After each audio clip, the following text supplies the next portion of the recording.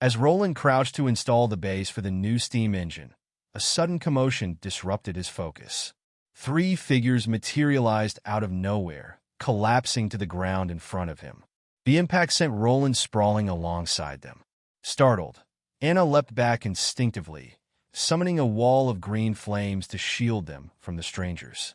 Her eyes darted between the unexpected arrivals, prepared to defend at a moment's notice. When Roland regained his bearings, his gaze fell upon one of the figures. It was Nightingale. Her usually composed demeanor was replaced by an exhausted pallor, her cheeks flushed and damp with sweat despite the cold wind outside. Her breath came in ragged gasps as she struggled to speak. "Your Highness," she pleaded, her voice trembling with urgency. "Call Nana. We need her immediately." Roland's eyes shifted to the unconscious woman tied to Nightingale's back. Blood had soaked through her dark clothing, pooling around a grievously injured arm that hung limply, nearly severed. Without hesitation, Roland barked orders to his guard. "Cardan, to the medical center. Fetch Nana now." "Yes, Your Highness." Cardan responded without missing a beat, sprinting away. Another figure, a young girl nestled under Nightingale's arm, caught Roland's attention. Unlike the others, she appeared unhurt, her curious eyes darting around as if fascinated by her surroundings. Roland stepped forward to assist, gently untying the injured woman from Nightingale's back. "You're not hurt, are you?" he asked, concern evident in his voice. "I'm fine, Your Highness," Nightingale gasped, barely able to stand. "But I'm sorry. I couldn't save more of my sisters from the Witch Cooperation Association." "You've done enough," Roland reassured her. "Rest now." He cradled the unconscious woman in his arms, gesturing for Anna to support Nightingale. Together, they hurried back to the castle. Inside, Roland issued orders for Nightingale's room to be warmed with a roaring fire and for hot water to be prepared. When Nana arrived, he quickly explained the situation, stepping aside to give her space to work. While he trusted Nana's miraculous healing abilities, the extent of the injury left him anxious. The woman's arm had been without proper blood flow for far too long, and Roland doubted if even Nana could save it. As the treatment began, Roland paced outside the room, wrestling with his thoughts. What had happened to the Witch Cooperation Association? Was this an attack by demonic beasts? The implications of losing the witches weighed heavily on him. The door creaked open, interrupting his brooding. The young girl who had accompanied Nightingale stepped out, her small figure brimming with an unexpected confidence. "You're just as Nightingale described," she said, eyeing Roland with interest. "And what did she say about me?" Roland asked warily. "A prince who cares about witches," the girl replied matter-of-factly. Though most of the witches didn't believe her. "I didn't either, at first. But my father always said, the world is vast, full of all kinds of people. My name is Lightning, Your Highness. It's a pleasure to meet you." Lightning bowed, placing her right hand over her left shoulder in an unfamiliar gesture. Roland nodded distractedly, caught on her earlier words. "The Witch Cooperation Association wasn't attacked," he probed. "No," Lightning replied, her brow furrowing. "Wendy," she gestured toward the injured woman, "was hurt by Kara, our leader." Roland's stomach tightened as Lightning recounted the events that had driven them away. The bitter infighting and rigid extremism among the witches mirrored the oppressive forces they fought against. Kara's actions only deepened the rift between them. Roland sighed, the weight of his responsibilities growing heavier. While grateful Nightingale had returned safely, she had brought with her not just 2 new witches, but also fresh complications. The Witch Cooperation Association might not be an immediate threat, but Kara's ideology could not be ignored. Lightning interrupted his thoughts. "By the way, you really do have amazing things here. Machines that puff black and white smoke, powders that break mountains." When Nightingale described it, I thought she was exaggerating. But now, her eyes lit up with curiosity. "Is that the steam engine in the yard? It's incredible. Explorer, are you?" Roland asked, amused despite himself. "Exactly," Lightning declared proudly. "Explorers live for the unknown, and I couldn't pass up the chance to see this place for myself." Before Roland could reply, The door opened again. Anna and Nana emerged, both looking relieved, but visibly tired. "How is she?" Roland asked. Nana nodded. "The arm is saved." Roland exhaled deeply, a wave of relief washing over him. Nana's abilities continued to astonish him. A limb severed for over a day should have been beyond saving, yet she had managed it. "You've all done well," he said warmly. "You should rest here tonight. Anna, make sure they're comfortable." Lightning grinned. "You're full of surprises, Your Highness. I think I'll enjoy it here." As Roland watched the witches retreat into the warmth of the castle, he resolved to ensure their safety and build a future where they could thrive. The challenges ahead were daunting, but for now, he allowed himself a moment of quiet satisfaction. The day had been so full of unexpected twists and excitement that Roland couldn't bring himself to resume the tedious work on the steam engine. Instead, he decided to celebrate. He instructed his chef to prepare a lavish feast of black pepper steak and fried eggs, with no restrictions on how much anyone could eat. The dining room buzzed with joy as Lightning and Anna leaned back, patting their full stomachs, while Nana, still chewing on the last piece of meat, remained as energetic as ever. For Nightingale and Wendy, who were still resting, Roland had prepared a special meal. A warm stew of tender meat and porridge, delivered in a heat-preserving porcelain dish to ensure it would be ready whenever they awoke. After dinner, Roland turned his attention to arranging accommodations. Bordertown's castle, though initially built as a modest security post for the mining town, had been constructed with an unexpected grandeur. Its sprawling 900-square-meter living area spanned 3 floors, complete with watchtowers and pagoda-like arrow towers at the corners. Roland had his own vestibule and a tranquil back garden, making the space more than adequate for his current needs. He assigned the room opposite Anna's to Lightning, while the room next to it was set aside for Wendy once her recovery was complete. As Roland passed Anna's room, he noticed Nana walking in with a sugar stick in her hand, prompting a chuckle and a shake of his head. Later, in his office, Roland poured himself a cup of ale. Plans, he mused, were only as good as the first unforeseen event. He had anticipated Nightingale's return with a group of witches, envisioning a boost to Bordertown's science, technology, and agriculture. Instead, he found himself grappling with the fallout from internal divisions within the Witch Cooperation Association. Wendy, as Lightning had explained, hadn't initially intended to leave the association. She'd acted out of loyalty, trying to save Nightingale, only to be branded a traitor by Kara and the other witches.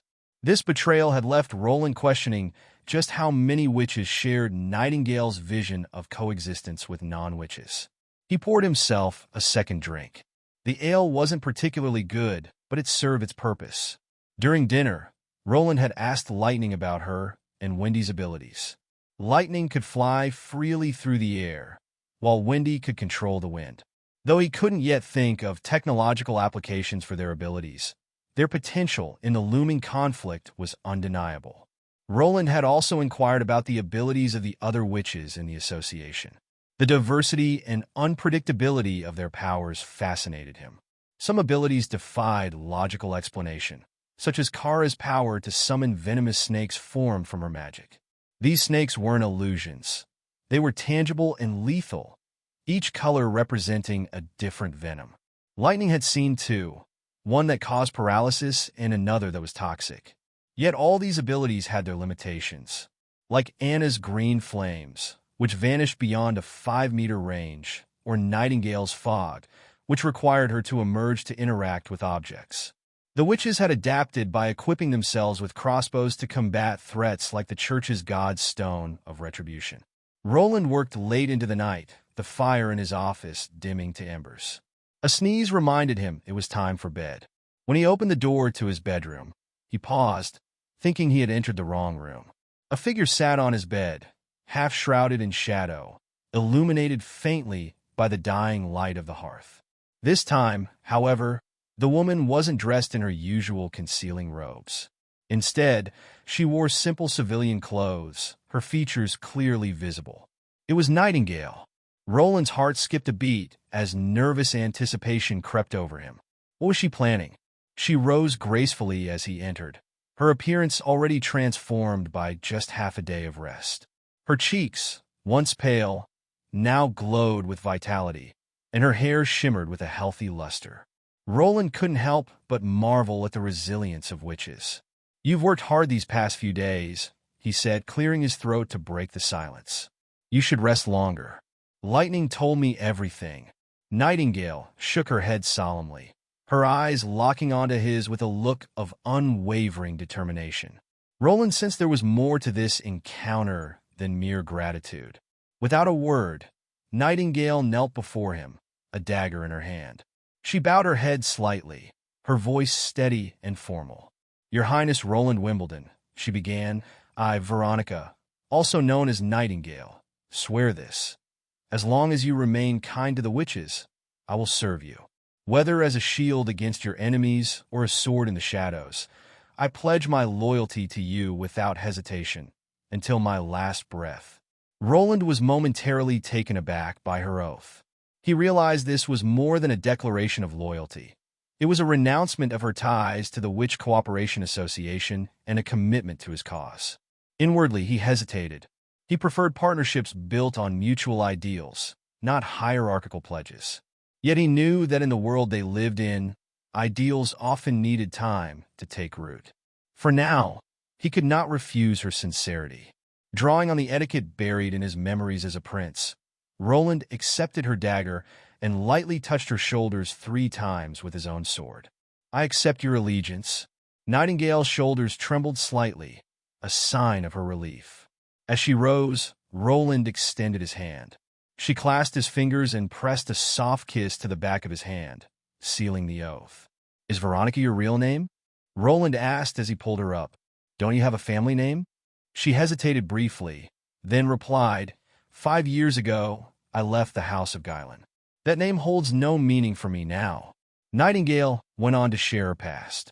Born in Silver City, a prosperous town known for its silver mines, she was the daughter of a viscount and a commoner. Her childhood had been a happy one, spent with her brother Hyde. But that life was long behind her. As Roland listened, he understood the depth of her sacrifice. Nightingale had cast aside her past and placed her trust in him. The weight of her loyalty settled on his shoulders, a silent reminder of the responsibility he now carried. Hey, welcome to Firescale Audiobooks. If you enjoy our audiobooks, please consider subscribing to the channel. Also, feel free to share your review in the comments section below. Nightingale had spent her whole childhood in Silver City, and that was the happiest period of her life. However, this wonderful time only lasted until the winter she turned 14. In that winter, refugees started a riot in Silver City. Her parents went out to distribute food, but they never came back. Nightingale and her brother were sent to the home of her father's brother, another branch of the Guylan family. This was also the winter that Nightingale had awoken to her witch powers.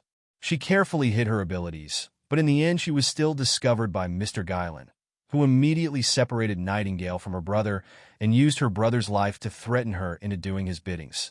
So Nightingale had no choice. Mr. Guylan sent her to the Thieves' Guild and made her undergo their training.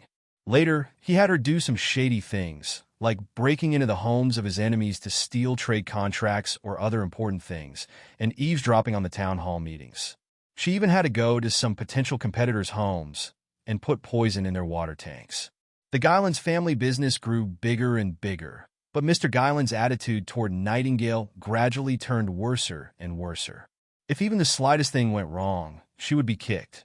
Every time when she wasn't doing something for him, he would shut Nightingale in a room in their house, which had its door replaced with iron bars. The part which made Nightingale the saddest and most puzzled was that she wasn't able to see her brother Hyde. She began to suspect that Mr. Guylan had already killed her brother. Having had enough of her repeated requests, he finally brought over her younger brother. However, when Hyde saw Nightingale, he had a look full of disgust and said that he never wanted to see her again because as a witch and the devil's companion, she should go to hell. Hearing this, Nightingale's world collapsed, but the nightmare wasn't over. Mr. Guylan gave her the final blow. The fact that she became a witch was a secret, but he still told Hyde, and even told him that the farther he got away from a witch, the better it would be. After Hyde bid Nightingale farewell, Mr. Glenn grimly warned her that Hyde would inherit their father's title, but if she wouldn't continue to obey his orders, he would make her brother die quietly. In this way, Nightingale fell deeper and deeper into sorrow and despair and turned into a puppet manipulated by the Guyland family.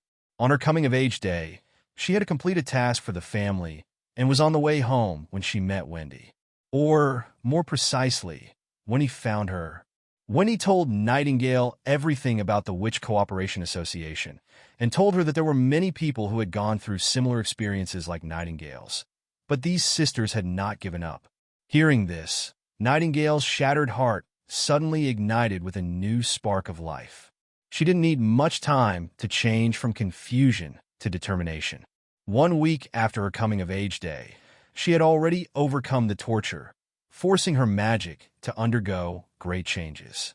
Her fog no longer hid only her figure, but also kept the iron bars from holding her back. On the day that she had finally recovered from the afflictions of her coming-of-age day, she entered her world of fog to step into Mr. Guyland's bedroom, to take a knife and slit his throat. Mr. Guyland let out some high-pitched breaths, and then only the sound of popping blood bubbles could be heard. During the whole situation, Nightingale found out that she was much calmer than expected. Then, Wendy and Nightingale left the Guyland household. As for her brother Hyde, she ignored him and did not want to see him again. After this, she and Wendy started their journey towards the Witch Cooperation Association. When Nightingale came to the end of her story, she waited for a moment, but when she felt that Roland was still immersed in her past, she left the room to retire for the night. As for Roland, after a long time, he had finally collected himself and remembered that Nightingale once said that every witch had a long history of bitterness. If they could reach their day of adulthood, they could even be considered lucky. While Roland crossed over, it was fortunate that he had become a prince. The next morning, Roland went to visit Wendy in Nightingale's room. After a night of rest, Wendy's color looked a lot better, and the previously injured arm looked totally healed. Despite her still being weak, she sat up and bowed to pay tribute to the prince. "I already know about you. Thank you for saving the life of Nightingale." Roland took a parchment out of his pocket and went straight to the point. "There is no doubt that with Kara as their leader, it will be impossible for you to return to the Witch Cooperation Association. So, it would be better for you to stay in Border Town and work for me. If you agree, you only need to put down your signature on this contract. You will get the same salary like Anna, and every month you will get a gold royal." "Your Highness," Nightingale blinked hesitantly. Roland knew what she wanted to say. After all, this would change her life. In addition, after Wendy had saved her life in the mountains, Nightingale didn't want Roland to force her to make a decision immediately. In Nightingale's view, as long as Wendy stayed in Border Town for some time, she would certainly come to their side. "I would like it too if I wasn't forced to talk about this in such a hurry, but some things become a little more dangerous with every day of delay." Roland paused for a moment, but Wendy didn't interrupt him and quietly waited for him to continue. "I think I may know a method to how a witch can survive her day of awakening without any pain." This remark brought a loud outburst from the two witches who asked with one voice, "What?" "It's just my speculation, and there is no tangible evidence," appeased Roland, "but I think I know the reason why witches in the camp suffered less pain compared to their life in hiding." The only difference between both situations was, while they were hiding their identity as a witch, they didn't use their magic power, but during their life within the camp, they had to use their ability to maintain daily operations. Wendy nodded her head. "That's right." And in Anna's case, she trained her ability daily, before her day of adulthood, and she even fell into a coma because of overdrawing her magic power. When she finally regained consciousness, she had overcome the most difficult hurdle as a witch, and even without any injury. NOVLB //JNN. So, I think this is probably the key to conquer the demon's bite that attacks your body.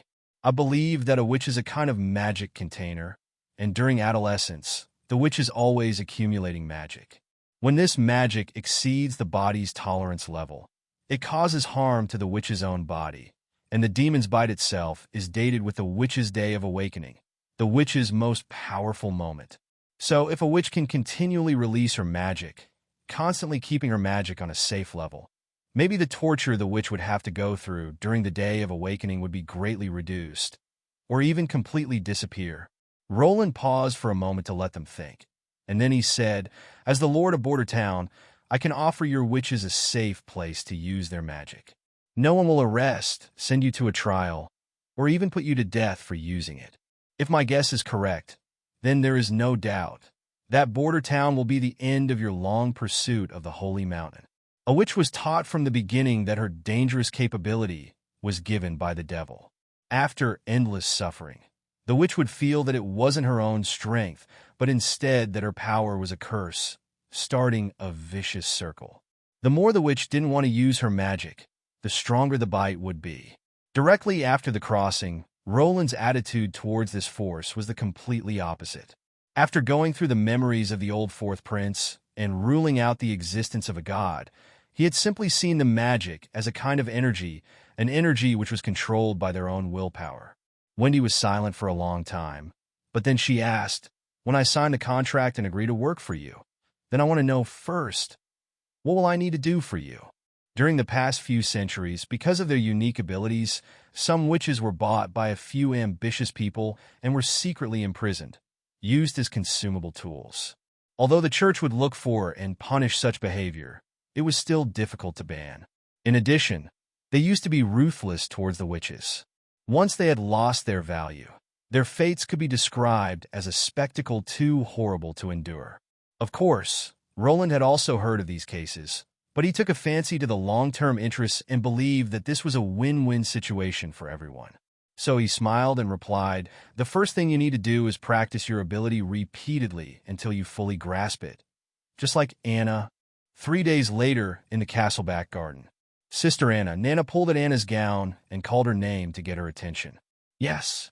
The latter turned around and asked, "What do you think about Sister Nightingale? Don't you think she has been behaving a little weirdly?" "Weirdly?" Anna was confused. "Do you mean how she has been dressing herself lately?" Nightingale stood at Roland's side, just like the many times before, but this time she was not wearing her usual gown with a strange pattern. Instead, she was now dressed like Anna and wore the strange clothing His Highness had invented. Although Anna did not want to admit it, the new attire accentuated Nightingale's tall figure, her shapely legs, slim waist, as well as her long curly hair, most vividly. Together with her cloak and pointed hat, anyone would let their gaze roam all over her body. "I wasn't talking about her clothes," Nana muttered. "Don't you think that her tone of voice when speaking with His Highness and the expression in her eyes when she looks at him have become different compared to before?" "Have they?" Nana didn't know what to say, but then she gave up. "Well, Sister Anna, later when it's too late, don't come to me and say that I didn't warn you." Unable to make head or tail of it, Anna shook her head and ignored Nana, focusing on the two new witches' bodies instead. The first one she looked at was named Lightning. Her general size was the same as Nana's, but she wore particularly unusual clothes. When Anna roughly counted, she discovered that Lightning had at least 12 seamed pockets on her piece of rag-like coat. As for the other witch, Wendy, she didn't wear the same body-concealing clothes Nightingale wore before, but on her ordinary and casual women's clothes, she had the exact same pattern that Nightingale's previous clothes had printed on them. However, she had something that didn't sit right with Anna. The other one's chest was too grand. "Since you both have agreed to sign the contract, we can now start with your training for the first time." Roland was finally at ease and started the training of his two new witches, issuing instructions. "Lightning, you go first." "Yeah." Lightning was so happy to start first that she threw her hands in the air as she stepped out of the shed. At the moment, only a few snowflakes floated in the air and no wind was blowing. So the little girl gently floated in the air and waited for Roland's next command. "Show me your fastest speed." Roland looked upwards and shouted to her. "All right, look at me." She gave him a thumbs up, went into a starting position, and then quickly flew around the castle. Roland visually calculated her flying speed and came to the result that her flying speed should have been between 60 and 80 kilometers per hour. These numbers were based on his own experiences of driving back in his old world. For a single flight, this speed couldn't be counted as fast, since it was similar to an ordinary dove. However, Roland had heard that she could carry Nightingale and Wendy during their journey back to Bordertown. That feat was a lot more impressive compared to her speed. What would that mean if she could lift up a weight of more than 100 kilograms? In Roland's eyes, he could already see Lightning carrying a 100-kilogram bomb. However, the next trial broke his wishful thinking. When the weight was more than 50 kilograms, Lightning's flying height decreased sharply. From the previous 100-meter altitude, she suddenly fell down to only 10 meters. While carrying nearly 100 kilograms of weight, she could only reach a height of 2 meters. That is to say, if he turned Lightning into an incarnate bomber, even when only carrying a few kilograms of explosives, she would enter the range of crossbows and become an easy target to shoot down. So Roland came up with new ideas for this young witch. Whether it was as a scout or as an investigator for the right place for a bombardment, she would be an excellent candidate. Previously, Roland seemed to have hit a wall with his plans, but now he could see a glimmer of hope again. Asterisk, while the prince tested Lightning's flying abilities, Wendy stood by quietly at his side, closely analyzing Roland's every expression. In the 15 years of wandering after her departure from the monastery, she had seen many different kinds of people. Commoners, farmers, artisans, soldiers, and nobles. It didn't matter who it was, but they would all have the same reaction. As long as they didn't know that she was a witch, they showed her desire and love. But when they became aware of the fact that she was a witch, their desire and love would instantly convert into fear and hatred. Every time she saw this despicable behavior, Wendy wanted to vomit. She thought she would only be partnered with witches for the rest of her life and never be accepted by a man. This was also the reason why she refused Nightingale's offer. Not out of mistrust, but because she was afraid of getting her heart broken once more. However, Roland Wimbledon had already changed her opinion. He looked at them with the same expression as he looked at common people, like he had already seen witches thousands of times. When she met Roland for the first time in Nightingale's room, she had thought that he hid his aversions towards witches extremely well. She also believed that another reason he didn't show any contempt was because Nightingale stood directly beside her. However, during the next few days, she discovered that the expression on his face was still the same. Could it be that the ability of a member of the royal family to hide their true intention is much better than us commoners? Another changing point was the contract. Previously, Wendy had thought that it would only be a formality. But when she began to read it, she found it filled with dense clauses. It didn't only list their responsibilities, but it also stated their own rights. This is simply inconceivable. It still put the witch in his army, but it didn't deprive them of their liberty. Instead, it was quite generous to them. Could this still be called a contract? For example, Article 2.1. It was the first time that Wendy saw such a structure. The witch could have paid leave, which meant that she would still get money even on the days she didn't work.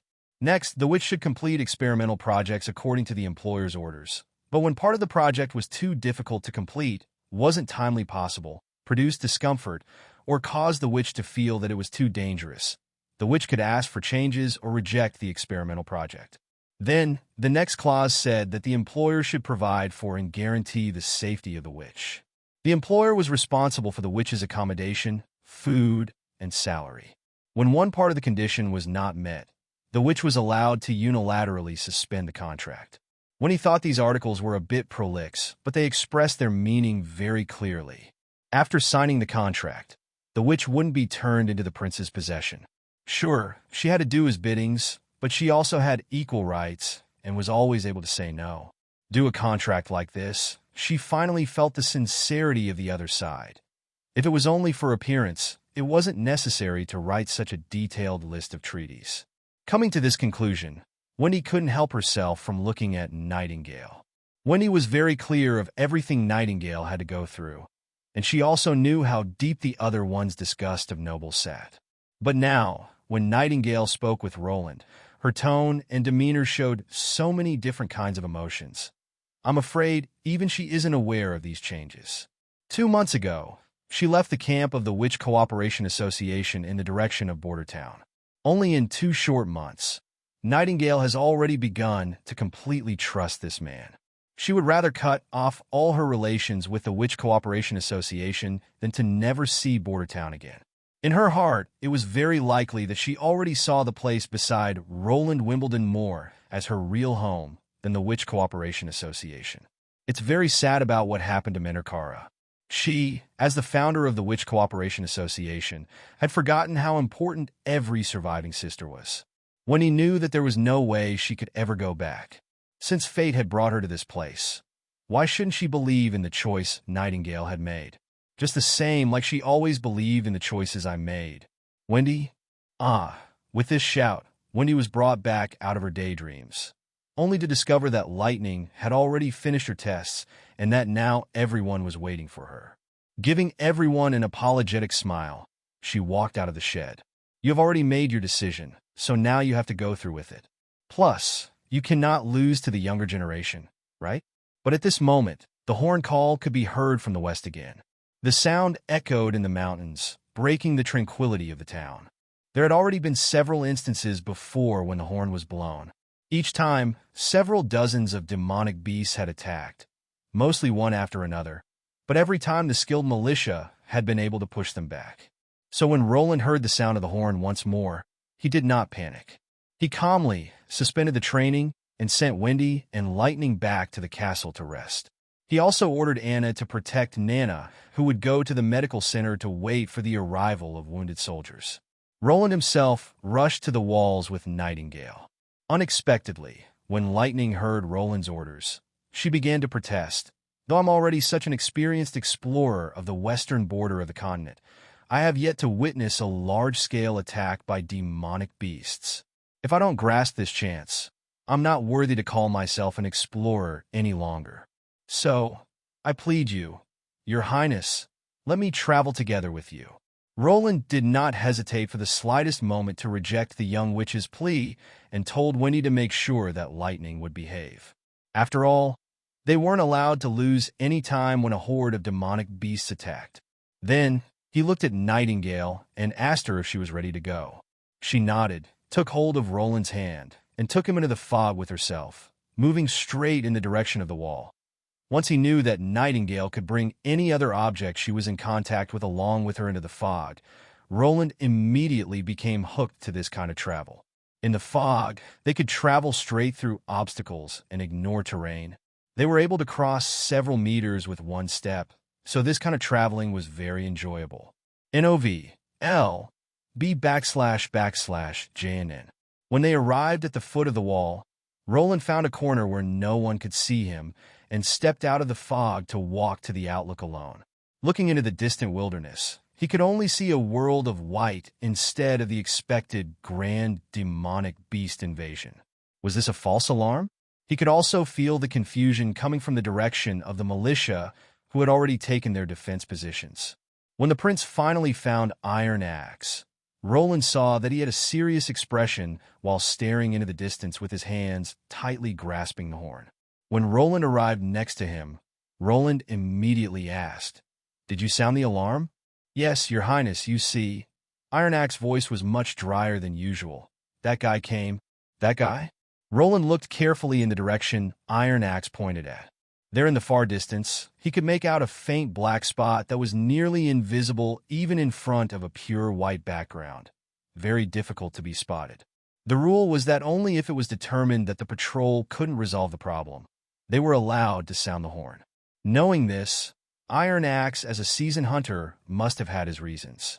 That is a hybrid species. Iron Axe had to swallow and calm himself before continuing. "The last time I encountered this bird was 6 years ago. Is it really a hybrid species?" Roland frowned. Theoretically, evil beasts would attack Long Song's stronghold until the point that all of them had died. Possessing no intelligence, the beasts had no concept of retreat in their minds. The defense of the Long Song stronghold had never been broken, but this hybrid beast not only survived, but was even able to live after 6 years. Thinking about what this could mean, Roland could detect a faint feeling of foreboding within his heart. However, the demonic beast was so far away that Roland could only vaguely see a black spot, while Iron Axe was able to clearly distinguish the type of demonic beast. Iron Axe's vision had to be really amazing. Perhaps he had misinterpreted it, the prince thought hopefully. The demonic beast didn't make Roland wait too long. It soon began to move closer to the walls, allowing everyone to notice its unique body. It didn't have the large body like the previous hybrid beasts had, but instead, it looked like an enlarged version of a cat at first glance. However, on its back, it had a pair of wings that covered its body on both sides when they weren't spread out. Its head looked like that of a lion, but with an extra pair of eyes. If the extra eyes it had weren't for decoration, then it wouldn't need to turn its head to see every movement made in the area at its rear. Carter and several hunters had loaded their flintlocks and were prepared to take the challenge. However, the lion hybrid didn't attack straight away, but instead stopped outside of the crossbow firing range, carefully taking in everything. The distance it stopped at was within the effective range of their flintlocks, but the probability that the first salve would hit was almost zero. Not long after it stopped, it suddenly leaped towards the left side, spread its wings, and took off with its huge body. As Iron Axe had previously said, it could fly or glide a short distance. After it crossed over the barriers, the hybrid demonic beast quickly flew towards the western end of the walls, attacking the unguarded area of the wall. Seeing all this, Roland's heart madly began to thump. It felt like a nightmare come true. It had observed its enemy and judged their strength, detected and attacked their weakness, proving that it possessed high intelligence, which was previously the weakness of demonic beasts. They occasionally attacked the weakness of their prey, but that was an instinct honed by many generations over thousands of years. When facing an unknown opponent, they would not judge, or even more, attack their target after long analysis. What did having intelligence mean? Humanity relied on its remarkable brain with outstanding capabilities to climb to the top of the food chain from nascent prairie life. For the moment, Roland did not dare to reflect on it. Instead, he waved his hand and told his chief knight, Iron Axe, and his hunter squad to follow him to shoot down the demonic beast. It rushed towards the unmanned segment and jumped straight over the wall, easily leaving the wall behind it, and ran straight towards the residential district, disregarding the whole hunter team as if they were nothing. The beast! Roland shouted loudly. The second militia team go to the wall and temporarily defend the wall. The first team will come with me. At this point, the new team had not had enough time to get trained. With this move, he could lead them away from the battle, but if the demonic beast came back, they could attack it separately. Carter led the guards to follow the prince. They were the group with the strongest individual strength and were ready to face the enemy at any time. Behind them followed Iron Axe, who was leading the team of hunters equipped with guns. After entering the old areas, they couldn't see very far since their view was blocked by the houses. With narrow roads covered by snow, they had to be careful and limit their actions. Hoping to find traces of the demonic beast, Roland was afraid that there was no other possibility than to disperse his team into many small ones and let them walk through the streets. He regretted that he didn't let lightning follow them. If he had a witch who could investigate the situation from the air, he wouldn't need to split his team and send them into every direction. After searching for around 10 minutes, they suddenly heard some townspeople scream from deep within an alley. Changing their direction, the team rapidly advanced toward the source of the sound. Because most of the militia were people from the old district, they immediately found their way through the many small streets, making it appear as if they were taking a walk in their backyards. Finally arriving at the source of the sound, Roland saw a man bitten into two parts with his internal organs scattered all over the ground, obviously dead. My God! It's Iron Fork, I know him, someone shouted. Damn, in which direction did it run? Asked another. Look, the beast is right over there. Suddenly someone shouted. Shortly after the voice fell, a dark shadow swept out from the house on the right side. Accompanied by debris from scattered wood, it flew directly through the wooden wall of a hut and directly attacked the first line of militia, pawing and biting them. Iron Axe was the first one to react. He wanted to shoot the beast with his gun, but he discovered that his view was blocked by the other members of the militia. Trying to get the right opportunity to shoot, he squeezed himself through the crowd and walked step by step in the direction toward the hybrid species. Other hunters also discovered that they had the same problem and took their guns under their arms before jumping on the eaves or climbing up the roofs. The hybrid species didn't care about the approaching men.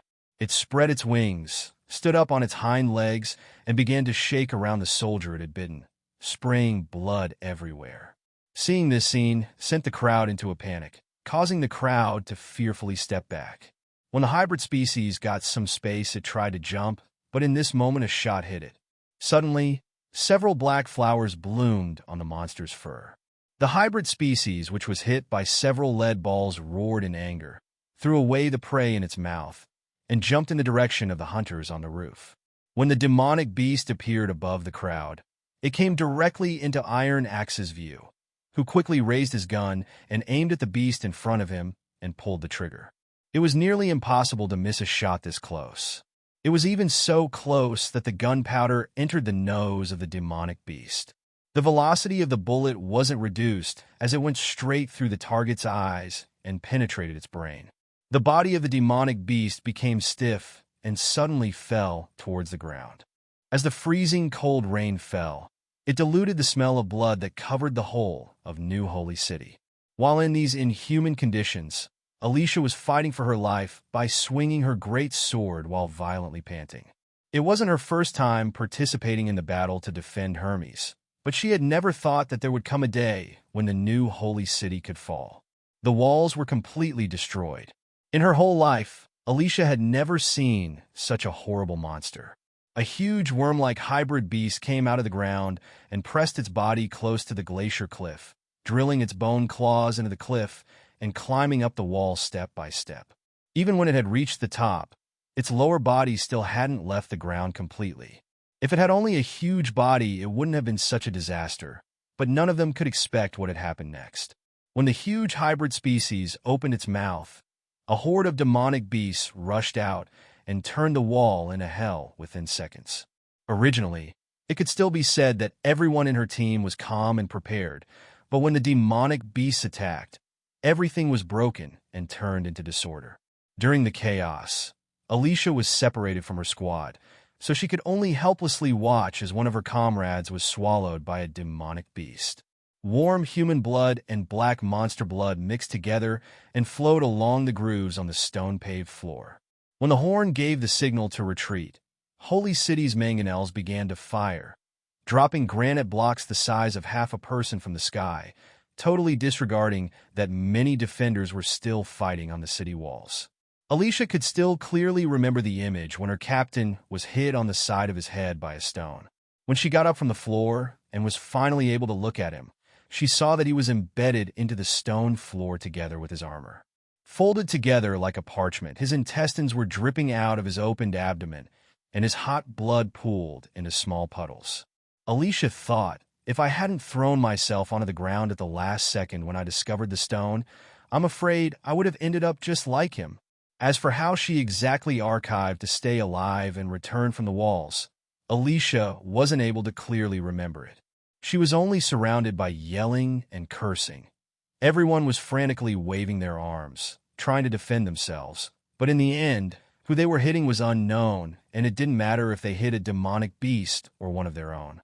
From her own team, which started with 100 soldiers, only 12 survived, including herself. N/O/vel/B//Jen.C//OM. What to do next, Captain? Captain Alicia. Since Alicia had survived, she was to take over the post of captain, as per the military regulations. If the captain was killed during the battle, the vice-captain would take over the post of captain and lead the team to continue the war. To clear her head, Alicia bit her lips until an iron taste filled her mouth. Then she finally decided, we will go to the North Gate. If the demonic beasts want to leave the New Holy City, they have to pass through that point. Following this order meant that they gave up the area between the walls and the whole inner city, but she had no other choice. There was no place comparable to the central church. Nothing was more important than the Hermes Cathedral. She didn't say it aloud, but everyone knew that with only 12 people, they couldn't play an important part in defending the walls.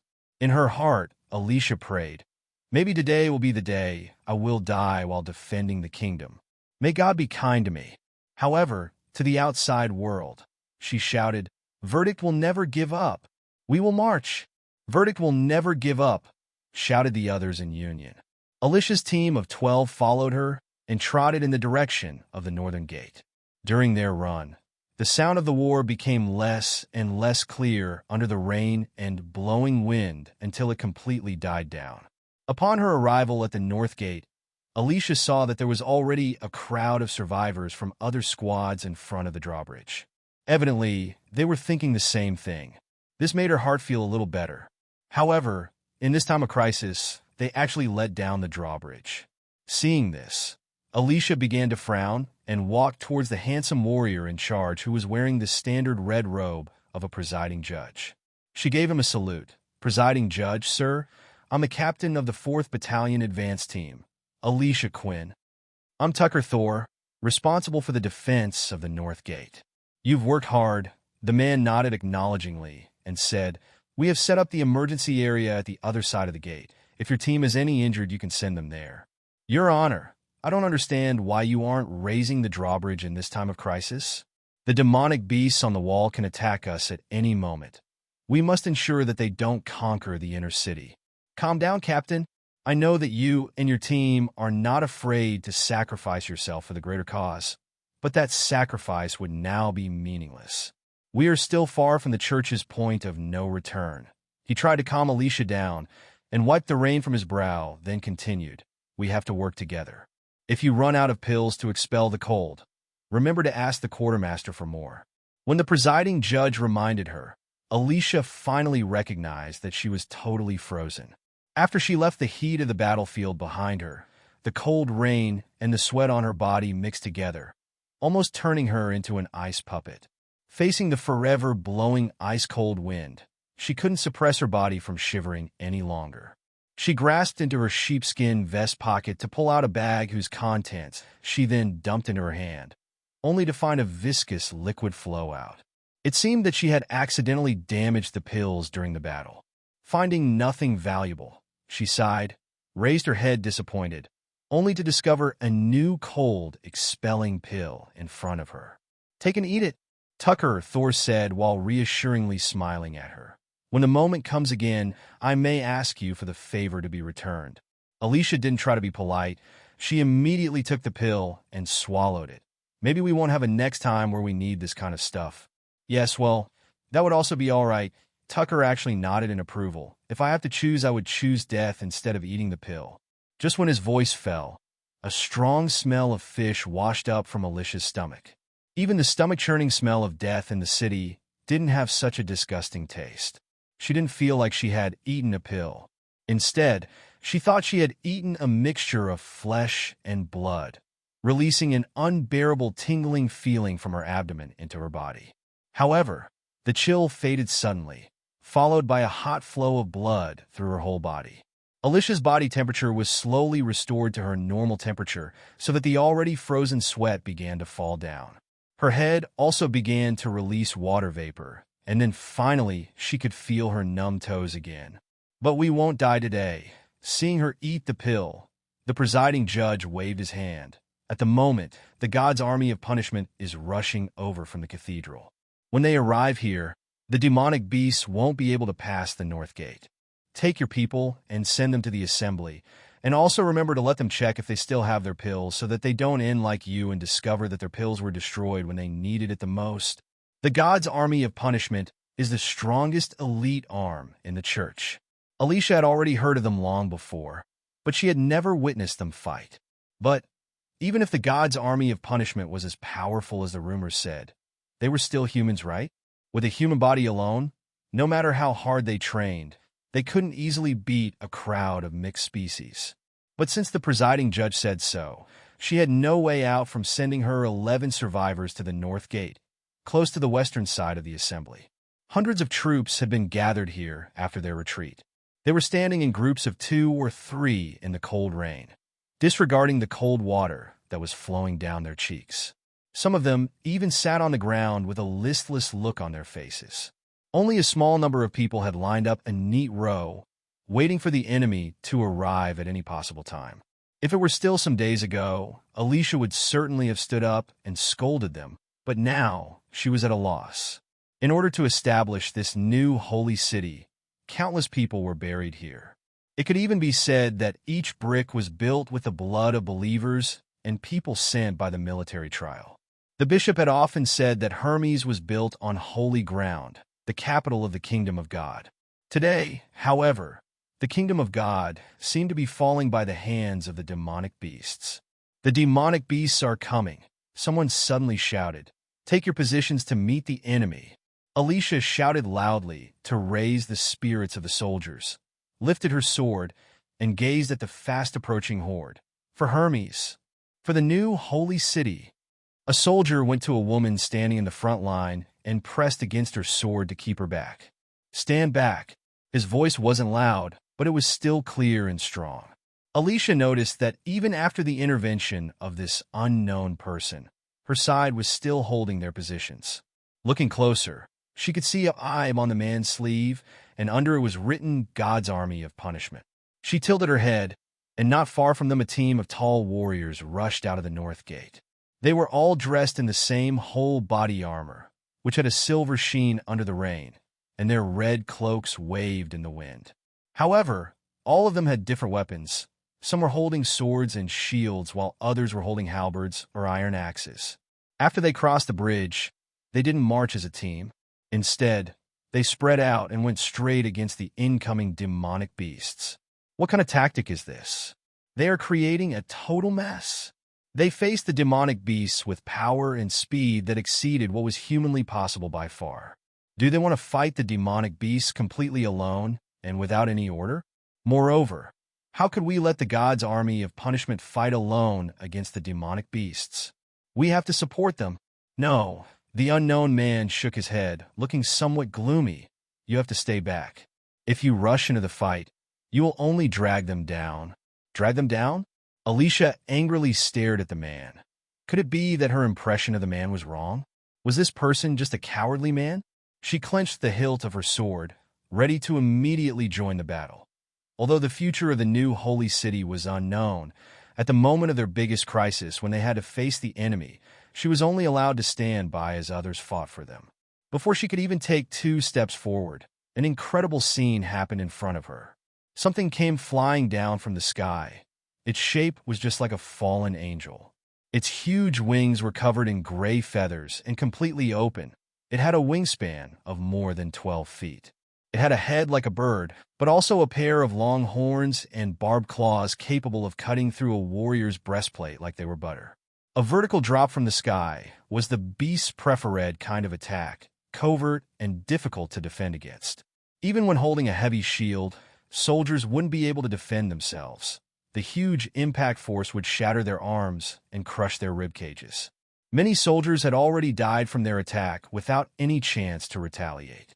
Their only chance to shake it off was by throwing themselves towards the ground, diving away from the dangerous blow. But the members of God's army of punishment didn't think about dodging. A warrior wearing silver armor took a firm stand against the enemy, and at the last moment he reached out with his hands and grasped the incoming claws with his hands. The impact force was so strong that a screeching sound could be heard. The warrior bent his right foot while straightening his left foot, stretching out his arms and forming so a straight line with his body, creating a counterpart with enough power to repel the impact. When another warrior saw that the demonic beast came to a stop in the air, he threw a javelin. The javelin was so fast that Alicia could only see a silver flash. It precisely went through the beast's head, directly shattering it at the moment of impact. The warrior, who was still holding the beast's claws, threw the twitching body away. His arms were abnormally bent. It seemed that the bones in his arms had been broken. Apparently, he hadn't survived the impact without any injuries, but he calmly took his iron axe and began to kill demonic beasts again. They were only relying on manpower to withstand this herd of monsters. Seeing this, Alicia could not believe her eyes. Hundreds of soldiers of the God's army of punishment poured into the herd of demonic beasts. Due to their red cloaks, it seemed as if they had merged into a powerful flood of blood, abruptly stopping the enemy from moving forward. She now understood what the soldier meant when he said they would drag them down. These warriors seemed to have the ability of 10 men. Each of them had the strength, agility, and reaction time comparable to that of a demonic beast. No, they seemed to be even stronger. In front of them, Ordinary demonic beasts seem to be almost like little children. They are too much.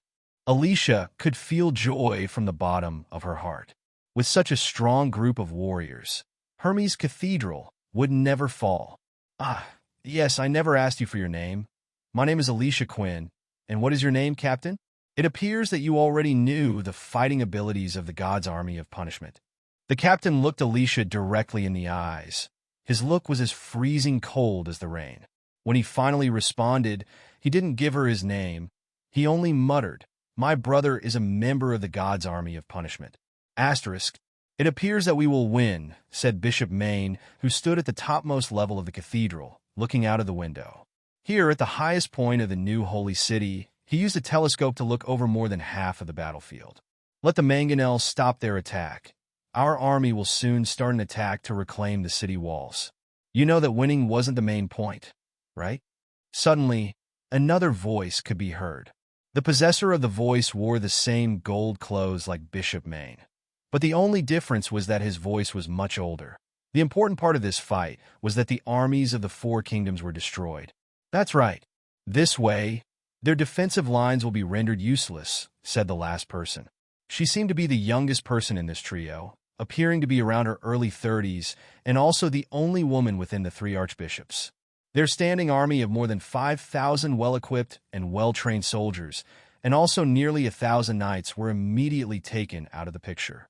They will need 4 to 5 years to rebuild their troops. Ah, she let out a moan and happily continued, "It's really such a wonderful day. But in order to achieve this purpose, we had to sacrifice many of our own soldiers. They were the backbone of the church." Maine sighed. "If this wasn't the fastest plan to achieve our desired goal, I really didn't want to send all of our soldiers into this purgatory." The old man stroked his beard thoughtfully and then said, "We had no other choice. The wild beasts had appeared, which was described in the Holy Book. Following the descriptions in the book, there is not much time left. So, if we do not unify the entire continent and force all the kingdom under one rule, only death will await us." "Destruction is actually nothing bad," said the woman while laughing frivolously. "Humans are always greedy, have malicious intent, and only see nothing but personal profit. Under the name and banner of righteousness, they do much worse things than even the demonic beasts. Maybe even the devil from hell would treat us better than we humans each other." "Heather," shouted the man angrily while pulling his beard, "your comments can be counted as treason and heresy against the will of God. Do you want to die?" "You don't need to take it to your heart, Tafon," Heather shrugged, disregarding, her face full of disapproval. "The person in charge of this tribunal is me, not you. Besides, do you really think that it's important to God whether we survive or not? How do you know that he is more caring than the devil?" "You, enough, Tafon." "Heather," shouted Maine in displeasure, "that is enough for today. I need to report to the Pope. You both will go now and complete the mission." After they left, Maine stood in front of the window overlooking the north, with the mountain of despair in the background, a never-ending snow-covered winterland, and in the west laid the barbarian territory. There laid the beginning of everything. He knew that Bishop Tafon was right. The soldiers in the God's Army of Punishment were too precious. To join, one not only needed to be faithful, but also a strong willpower to survive the transformation afterwards. After nearly a century of accumulation, the church was only able to save 1,000 soldiers. If they wanted to fight the demons, this number was not enough. But the North could only support so many warriors. If they wanted more warriors, they had no other choice than to unify the continent. n/o/vel/b//and.c//om. Of course, Bishop Heather was also correct. She served as the church's judge, holding trials for thousands of witches. Whether they were good or bad witches, they were all gathered and killed with the most savage methods. The higher your position was within the church, the more you could clearly feel God wasn't good, but he also wasn't bad. How do you know that he cares more for us than the devil? When he thought about Heather's words, Maine couldn't help himself from laughing out aloud. I am afraid that only she has the talent to annoy Tafon until he has nothing left to say. God didn't bless the world, nor did he show concern and care for the devil. God will only love the winning party. The funeral was held within an area south of Border Town, on the edge of the wasteland. To call it a wasteland wasn't correct. Vanner didn't know when, but one day someone had built a small stone fence around this area. Since then, no one showed any interest in the piece of land. The wall was covered with thick snow, and when observed from afar it looked like it laid under a coat of silver. Although the wall wasn't high, it was easy to step over it. Whenever Vanna saw this wall, he couldn't help himself from thinking about the city wall. They both had the same color and shape. Until now, he had only heard from the traveling merchants about such a ritual. When an important member of the aristocracy or royal family died, the deceased family would go to the cemetery together. There they would play some sad music, and everyone would be allowed to mourn the dead until the coffin was buried underground. The greater the deceased's noble status was, the greater the funeral would be. Even after their deaths, they still get better treatment than us commoners, thought Vanner enviously. He asked himself, what will happen to my body after my death? Will they just dig a hole at the edge of the forest and throw me into it? Also, no one knows when the months of the demons will end, so there will be no guarantee that no demonic beast will come and dig out my body to eat it. To the people of Border Town, death wasn't something unknown. In particular, each winter when they were forced to live in Longsong's stronghold as refugees and live in shacks, many of them died of hunger and cold or died of diseases and injuries. That was already the norm. Nobody had the time and power to grieve for the deceased. The question of where to get the next piece of bread to eat was much more important. But today, His Highness actually wanted to hold a funeral for a soldier. I heard he unfortunately fell during the pursuit of the mixed species. His head was bitten off along with half of his body. Vanna knew this unlucky guy. He could be considered as one of the known faces of the old district. No one knew his real name. Everyone just called him Ollie. Vanna knew that Ollie left behind a wife and 2 children. The older one was around 6, and the younger one had just learned to walk. Under normal circumstances, the family would be finished now. The widow could still find a new man to live with, but what man would also take in the 2 stepchildren? Because of this, many children were thrown on the street to let them fend for themselves. Most of these children would then go to a bar to attract customers and sell their flesh and die from strange diseases in the end. But His Highness really seems intent on honoring the promises he gave during the militia recruitment. When a soldier falls during the war, his family wouldn't only get his full payment, but also extra compensation. What had His Highness called it? Vanna had to think for a moment. Yes, he had called it a pension, and the money his wife gets is actually 5 gold royals. In addition, His Highness will provide them with enough food and charcoal every month, which means that even if his wife doesn't go to work, she will have enough to care for herself and her children. Well, it could be that these are only empty promises, but at least the gold royals are real. He had seen how His Highness had given the money to the chief knight, who later gave the money to Ali's wife. Hell, could it be that I'm a little envious of Ali? No. Vanner shook his head again and again, trying to expel this stupid thought. With my talent, I don't have to sell myself so cheaply to care for my wife. After all, it is most likely that she will become someone else's wife then. After giving out the money, His Highness gave a short but captivating speech. In particular, the phrase, while protecting his loved ones and the innocent, we will always remember him, made the blood burn hotter within him. So that was the way it was, he thought. No wonder that in the recent days, apart from bread and silver royals, I always thought to follow a greater goal. At least during this winter, we will be able to survive by relying on our own power instead of hoping for the Longsong Stronghold's charity. The last part was the burial. Ali's coffin was let down into the previously dug pit. Then, the chief knight made all the militia members line up in front of the grave. Regardless of whether they were from the first team or the replacement, everyone had to step in front of the grave and throw in a shovel of earth into the grave. While queuing, the 200 militia members stepped into their already all too familiar 4 columns. When it was Vanner's turn, he suddenly felt that the shovel had become somewhat heavy as he took it. He could feel that all the members around him were watching every movement of his, making him slow down. When he finally stood to the side, Vanner could see with his own eyes that the next person in line was now under the same pressure he previously felt. The tombstone was a rectangular piece of white stone, and there were also some words written on it, but he couldn't read them. Ollie wasn't the first one who was buried in this place. Next to his grave stood another similar tombstone, covered by snow. When Vanner was leaving, he saw the other new Vice Captain Brian standing in front of a stone, slowly pouring a pot of ale on the tombstone. Vanner couldn't help but think, if this becomes my last destination, it wouldn't be so bad. Asterisk, Your Highness. During the return back to the castle, Carter suddenly began to talk. What you did was inappropriate, continued Roland. No, Carter thought for a moment, but in the end he only shook his head and answered, I don't know how to say it, but I think no one has ever treated his employees like this. They have neither a title nor a family background, and most of them don't even have a last name. But in the end, do you think what I did was right? Asked Roland once more.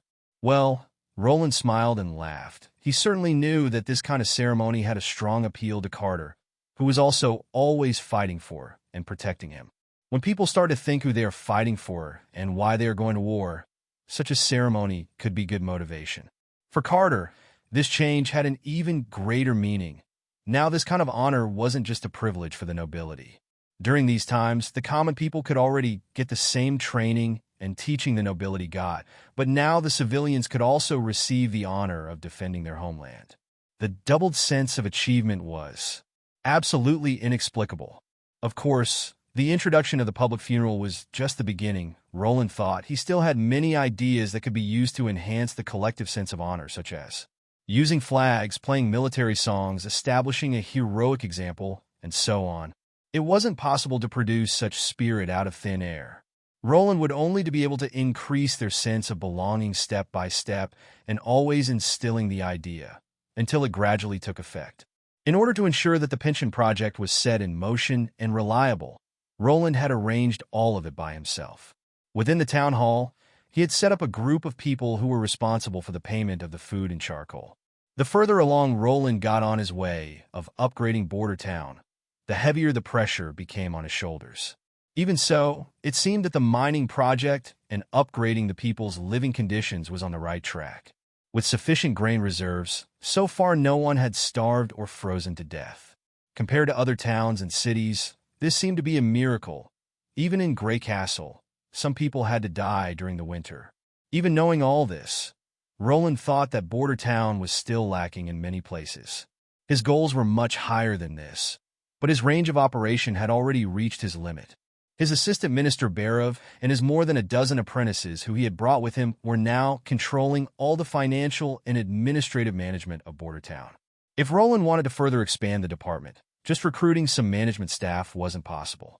Roland had already asked Barov if he still knew some protégé's colleague or favorite pupils, but the answer he got poured cold water on him. Even if I knew some, they wouldn't want to come. After all, Your Highness should know what kind of reputation you have, right? Well, that sounds kind of reasonable, but it was really depressing. When they were back in the castle backyard, Nightingale emerged out of the fog, immediately giving Wendy, who was standing in front of the shed, a warm hug. Lightning was walking around the unfinished steam engine, looking at it, but when she saw Roland, she immediately pestered Roland to assemble and install the autonomous machine. Seeing all this, Roland thought that all his hard work was worth it. 4 days later in the backyard, 2 deep holes were dug in the ground. Each hole was in a circular shape, and the deeper it went, the narrower its radius became. At ground level, its diameter was around 40 centimeters, but its deepest part expanded to only 26 centimeters. These holes were the molds that Roland intended to use to produce his cannon prototypes. The inner walls of the holes were baked and hardened by Anna. She burned it so long that its surface was without any flaws, just like a shell. She began to harden the shell at the bottom and took all the air bubbles and scum with her as she moved upwards. During history, there were several sizes of cannons. Roland roughly remembered that the so-called 6-pound and 8-pound cannons got their name from the weight of their shells. Roland's first step for producing a cannon was to produce several 12-pound balls, and then calculate their sizes according to the diameter and the wall thickness of the cannon's shell. In the absence of measurement tools, Roland simply created his own custom standard. He took an iron rod and separated it into many small parts with the width of the smallest phalanx of his ring finger, hoping to come close to 1 centimeter. After that, he created many copies of the iron rods. The diameter of a 12-pound iron ball, when measured with the new iron ruler, was around 12 centimeters. Because of this, the thinnest wall of the shell had to be 4 centimeters, and the rear end, which was used as the detonation chamber, would need to be 7 centimeters thick to prevent self-explosion. As for length, there were many different kinds of cannons, like the cannons used on battleships, modern tanks, or antique front-loading artillery, so he really did not know which to choose. Taking into account that the shorter the tube, the lighter the cannon would be, and the more materials could be saved. Roland dismissively waved his hand. I will just build a cannon with a length of 1.5 meters. If the test results aren't satisfactory, I will adjust the length later. When the cannon was originally invented, it was built with a wooden core and strengthened with iron rings, just like a barrel. Roland still remembered that this kind of cannon had the risk of air leaking and self-explosion, thus it would be better to mold the cannon bodies completely at once. When drilling out the cannon with a steam engine, there was no difference in producing a 6-pound cannon or a 12-pound cannon. The so-called caliber was just a concept to differentiate between their sizes. If the muzzle was bigger, it became a 12-pounder. Everything beyond that couldn't be used as field artillery. But the exact weight of the shells or the cannonballs wasn't important as long as they shoot in a straight line. After all, he was only getting ideas from history and not replicating it. Roland took a deep breath. Then he gave Anna the signal to start now. The latter nodded her head, took a steel ingot, and placed it over the hole. Under the power of her green flame, the ingot quickly turned red and began to melt, forming a small waterfall out of molten iron which flowed into the hole. The molten iron glowed red-orange and became so bright that it was hard to look at. In order to protect Anna's eyes, Roland specially set up a support frame at the edge of the hole. She just had to take a good position first, and then she could lean against the support frame to produce the cannon without looking into the hole. N/O/vel/B/in.C///om. The ingots were normally only used up slowly. After all, Anna alone couldn't start the era of hot steel, but producing a small batch wasn't a big problem. The most difficult problem to solve was to hold the temperature at the same level, but with Anna's help he was able to produce a small batch of excellent quality steel. This was also the reason why Roland dared to produce a cannon of the size of 5 meters. Compared to the cannons produced out of bronze or iron, the cannon made out of steel was clearly much stronger. Even if Roland built the cannon in the wrong size, the probability that it would self-explode was much smaller. The amount of molten steel was continuing to rise within the hole, but the numbers of ingots were also becoming less and less. Seeing this, Roland couldn't help himself but feel some heartache. In the end, he only could wait until the time when he would be able to build some blast furnaces on his territory. The number of steel and iron ingots a noble could produce was one of the criteria used to measure strength and power during this time. When the 2 molds were filled, Anna's cheeks were bright red because of her effort. So, Roland took out his handkerchief and gently wiped the sweat from her nose away. Unable to accept this embarrassing care, Anna showed some resistance at the beginning, but after a few seconds she obediently closed her eyes and let Roland take care of her. Her face had a red shine from the light of the molten steel, causing Roland to think about taking a bite out of her. However, when he looked further down her neck, her exposed, slender clavicle entered his view. The both of them were so close together that Roland could smell her delicate fragrance. Well, Roland embarrassedly took the handkerchief away while trying to control his restless emotions. That was everything for today. Well done. I will tell the kitchen to specially prepare a pepper steak for you. Now wasn't the right time. Roland thought, if I take action now, everyone will think that I am taking advantage of a vulnerable person. I will have to wait until she is completely free. When Anna opened her eyes, she could feel that Roland had wiped away all her sweat, but his face seemed to be redder than before. She gently nodded to Roland and expressed her thanks. In the next few days, Roland traveled between the castle and the North Slope mines several times. In addition to cannons, he also needed to make a sufficient amount of boring tools.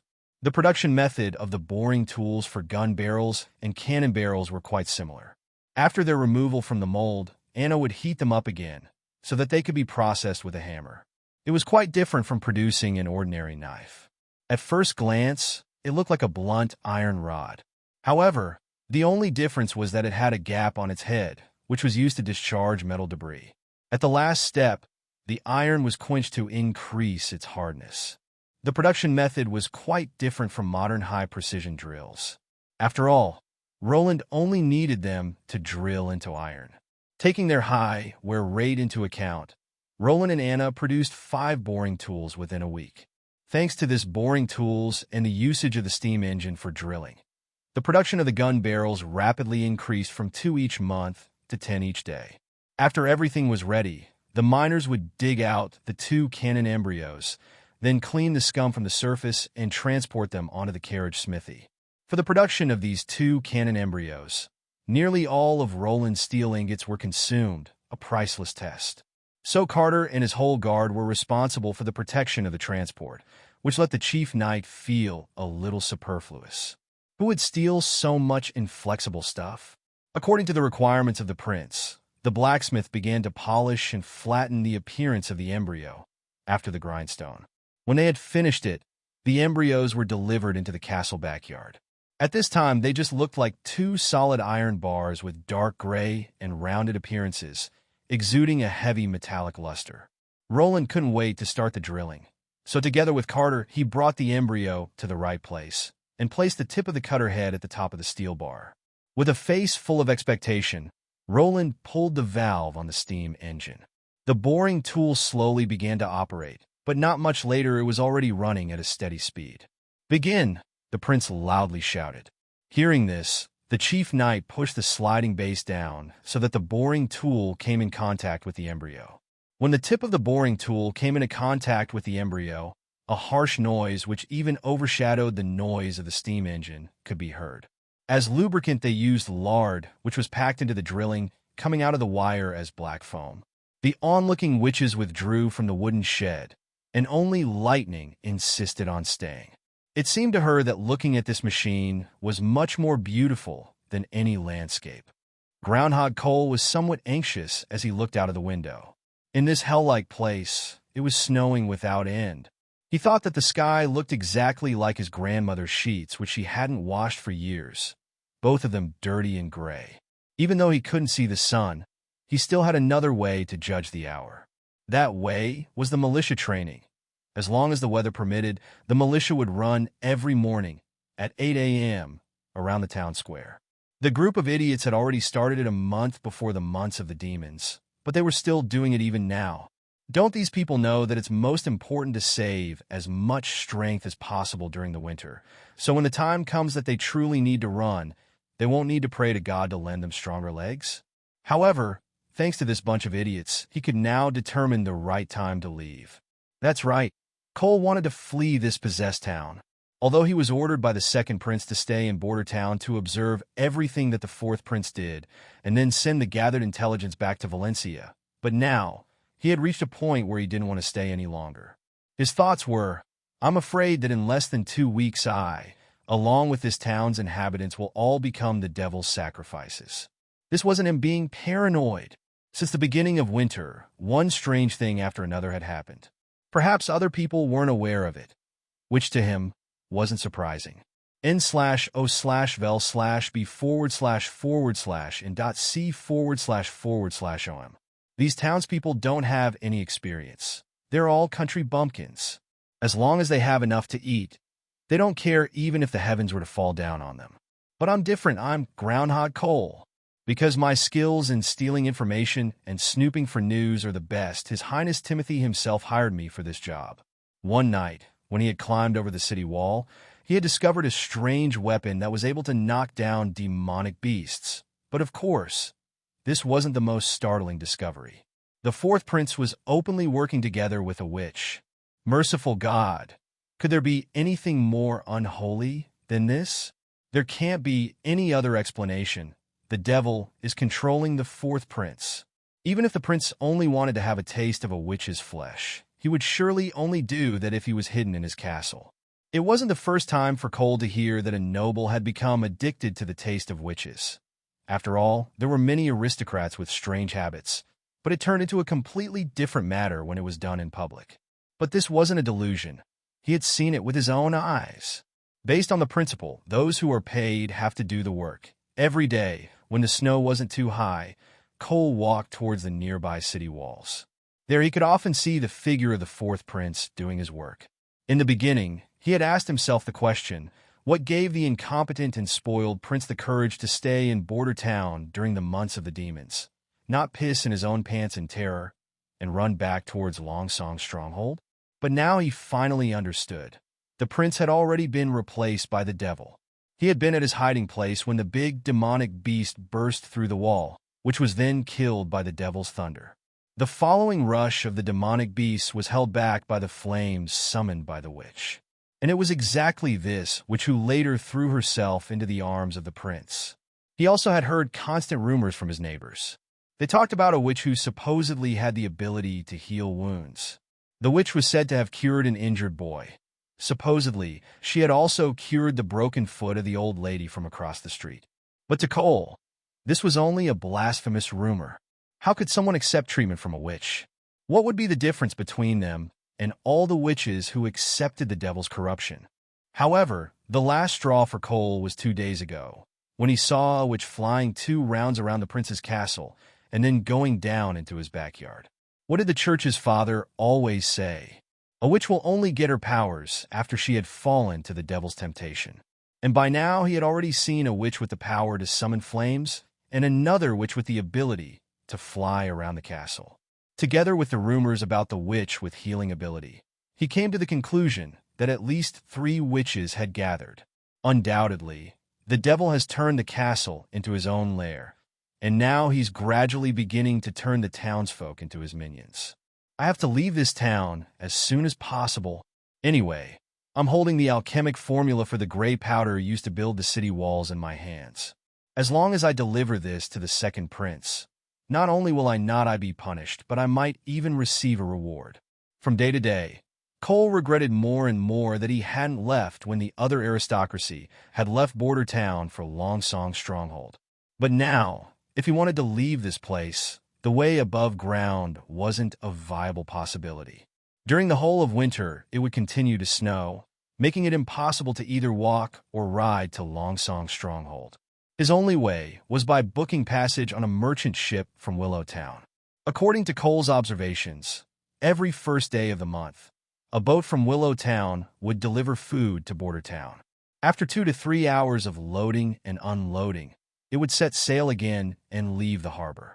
He only had this small time frame to get on board. Otherwise, he could only wait until the next month. Today was finally the start of the month's first day. 1, 2, 3 for 1, 2, 3, 4. Just then, Cole heard the already familiar slogan again.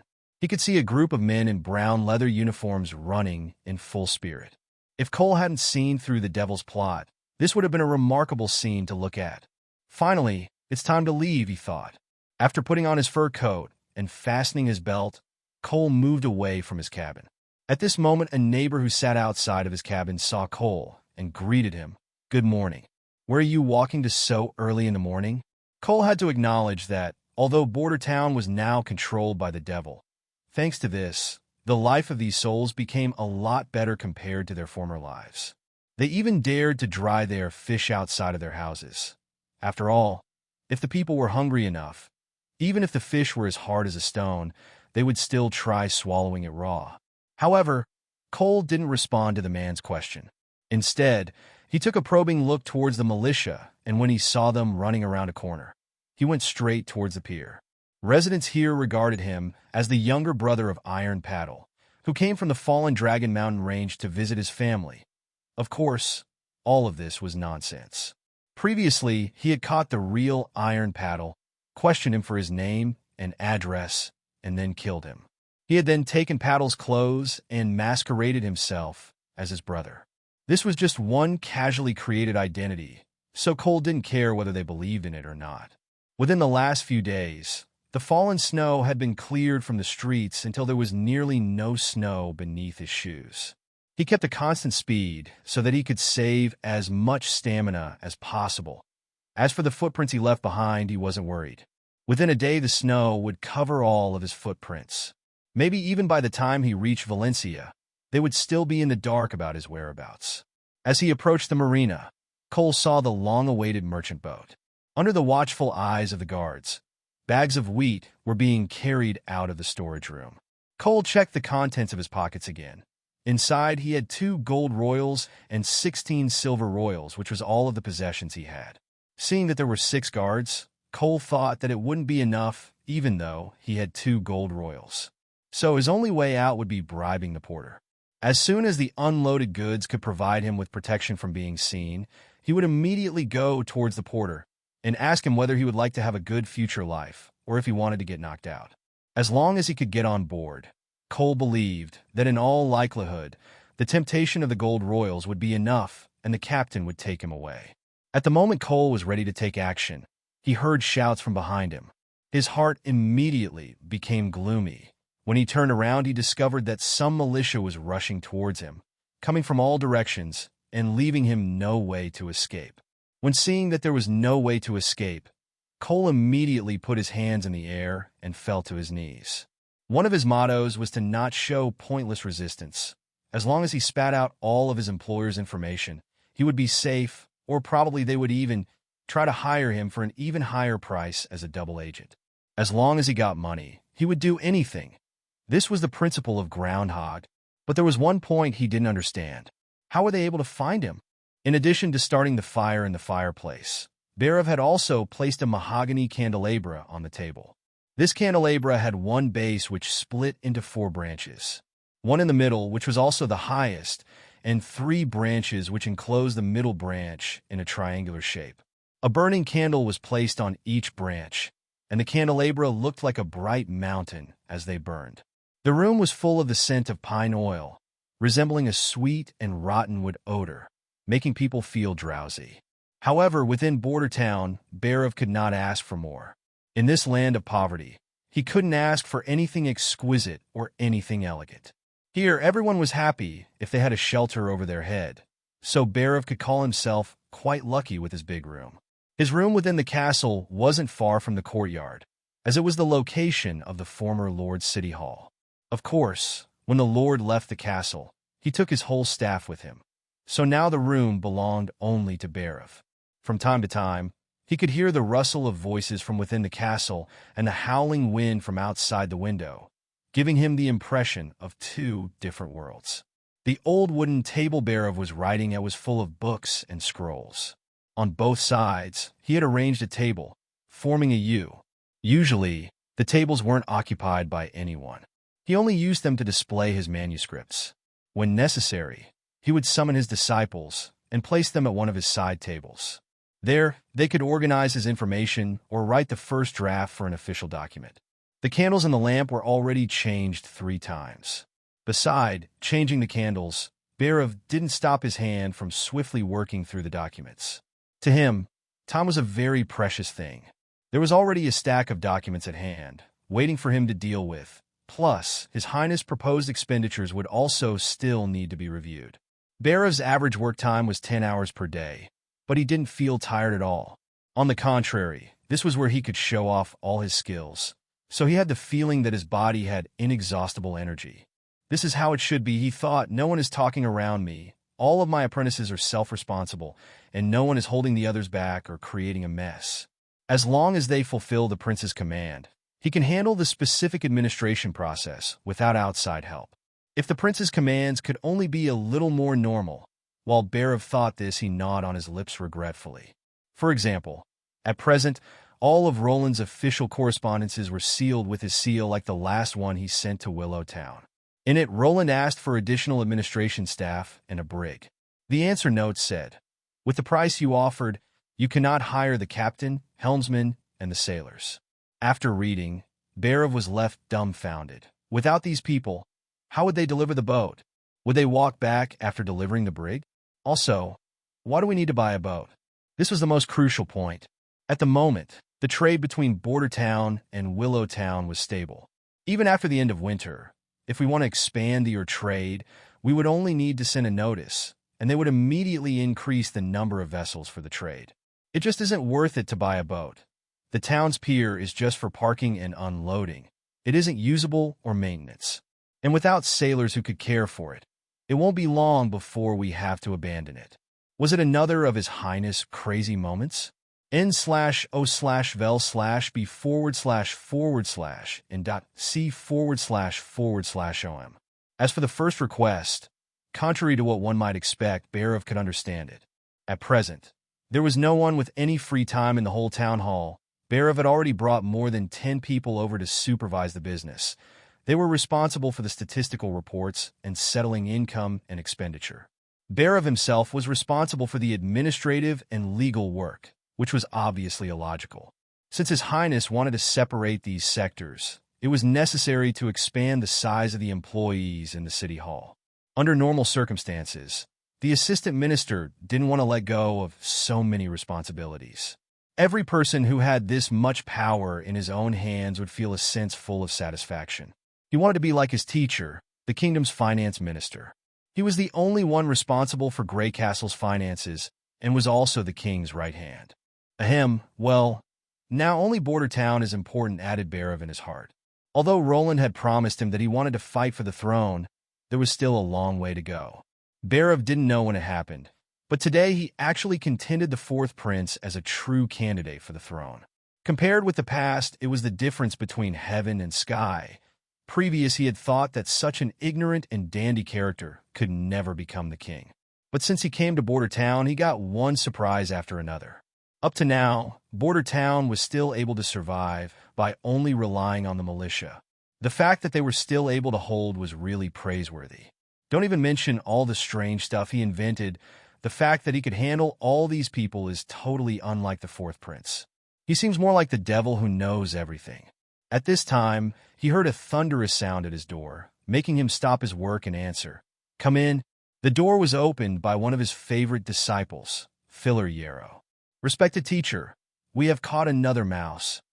Oh, did you already question him? He said that Timothy sent him. During the body search, we found cement powder, some coins, and a letter on him. Yarrow walked up and handed Barov the leather-wrapped envelope. As for the other information, we are still interrogating him. Teacher, how to deal? Just like the previous times. Write down all the answers into the book and then hang the convicted spy, ordered Barov. Yes. Yarrow saluted and said, This disciple will leave now. When the door was closed again, Barov didn't continue to work. Instead, he went back to his table and opened the sealed parchment with his letter opener, taking out the letter. The fourth, he thought. Long before the months of the demons had started, Roland Wimbledon had summoned him and discussed this matter. His Royal Highness believed that when the cement powder, the new snow powder, and the witches were revealed, his siblings' hidden spies would be unable to bear to not let their master know about it, which would be the best time to eliminate the mice. Thinking about it, Barov had to agree with the first part of his statement, but not the second part. In his view, Border Town had more than 2,000 residents, which made it impossible to control everyone. They just didn't have the manpower, and the people they had weren't trained for it. However, His Highness seemed to not see his points and said, Why should we need so many people? Every person within Border Town will be our eyes. Barov couldn't believe that the prince believed his own words and let this ignorant, stupid, and ordinary monitor for everyone to find the mouse. That's just impossible. But the people showed him that he was wrong. When Roland ordered the first census after the beginning of the winter, he gave special orders to the people who had lived for 5 years or longer within Border Town. Surely Longsong's stronghold had tried to drive Border Town into bankruptcy after their attempt to burn the food, but they had not given up yet. Instead, their spy scent should still be lurking around. Most of them should be disguised as relatives of townspeople or merchants who were too late to evacuate, always on the lookout for an opportunity to harm Border Town. So if anyone saw a suspicious character, they should immediately report them to the city hall. Once it was verified, they would receive a reward of 25 silver royals. The results of this move showed that it was extraordinarily effective. Naturally, in the beginning, they received some false positives, but it was not long before they found the first mouse and thus arrested them. Berev remembered that Roland said this awkward sentence proudly. What did he say again? He thought for a moment, yes. Let the enemy sink into the bottomless sea of fighting against commoners. This sentence had a really strange syntax. The assistant minister shook his head and spread the letter within his hands. The person named Groundhog repeatedly stressed that various phenomena showed that the fourth prince, Roland Wimbledon, had been replaced by the devil, and Berev could clearly read his fear between the lines. When Berev thought about how the prince used several people, he actually could not help but feel a glimmer of recognition. He took a deep breath, and then he held the letter above the candle, the former of which soon caught fire and turned into ashes. Since he didn't fear the God's stone of retaliation, he couldn't be controlled by the devil, right? Timothy Wimbledon sat on the throne, rubbing the scepter in his hand while overlooking the ministers within the Pantheon. This is the feeling I have striven for, he thought, instead of being held back in Valencia, where I had to oversee the endless tangle between merchants who only fought for their own benefit. He stopped the rubbing of the scepter and began tapping its end on the floor, letting it sound through the hall. When all eyes were focused on him, he nodded and ordered, "You may begin, Your Majesty. I have something important to report." The first to step up was Knight Weimer, nicknamed Sir Ironheart, who was responsible for everything regarding King City's defense. "Speak. Can the witch hunts be temporarily stopped?" "Your Majesty, the recent raids have become more and more excessive. I heard that yesterday, several women were taken out of their houses, were arrested, and later assaulted in the dungeons. One of them even died while being in prison. Later it turned out that none of them were actually witches. Now panic has broken out within the outer city. If it goes on like this, I'm afraid there will be a significant number of fugitives." Timothy frowned. He was the one who had ordered the witch hunt. He was still unable to unwrap the truth about his father's death, and was still unable to believe that his father would commit suicide. The strange smile his father had on his face before he killed himself caused him to feel especially creepy. His father wore the God stone of retaliation of the highest quality. Furthermore, the church had also confirmed that the stone was genuine. But this didn't mean that no witches were involved. Even if the theory was strange, he hadn't a better theory than it was plotted by witches. He looked toward Langley, the officer and his pawn in training responsible for the raids. The latter immediately stood up and said, "Your dearest Majesty, it was just an accident, and I have already severely punished the relevant personnel." He started cracking his fingers. The warden, castellan, and guards have been given 10 lashes and have been fined 25 silver royals. 1 woman dead and 3 extremely brutally tortured. "And you think some slashes and some money will be enough as compensation?" asked Sir Weimer in a cold voice. "And who gave you the right to judge? Was it the former Prime Minister Vic or the Minister of Justice Lord Padro?" "Your Majesty, we are currently facing extraordinary times, so I had to act fast." Langley claimed innocence and fell to his knees. "When ignoring some minor setbacks, the raids have shown great success. We have already caught at least 15 witches who were lurking in King City, and now they are currently being tortured, so you will soon be able to know whether your father—" "No, I mean if they have planned a conspiracy." Timothy glared at him. "You idiot, you almost told everyone our true intentions." While the ministers standing in this hall had most probably already guessed that he was the true mastermind behind the plot, but the outside world was only allowed to know his version, where Prince Gerald killed the king. This point wasn't permitted to be overthrown. 15 witches? Sir Steelheart sneered with contempt. Well, it seemed that King City has already become a witch stronghold. A few years ago, the church had started a witch hunt in the forest east of King City, but they were only able to catch 6 witches. It seems that your men are much stronger than the church's own men.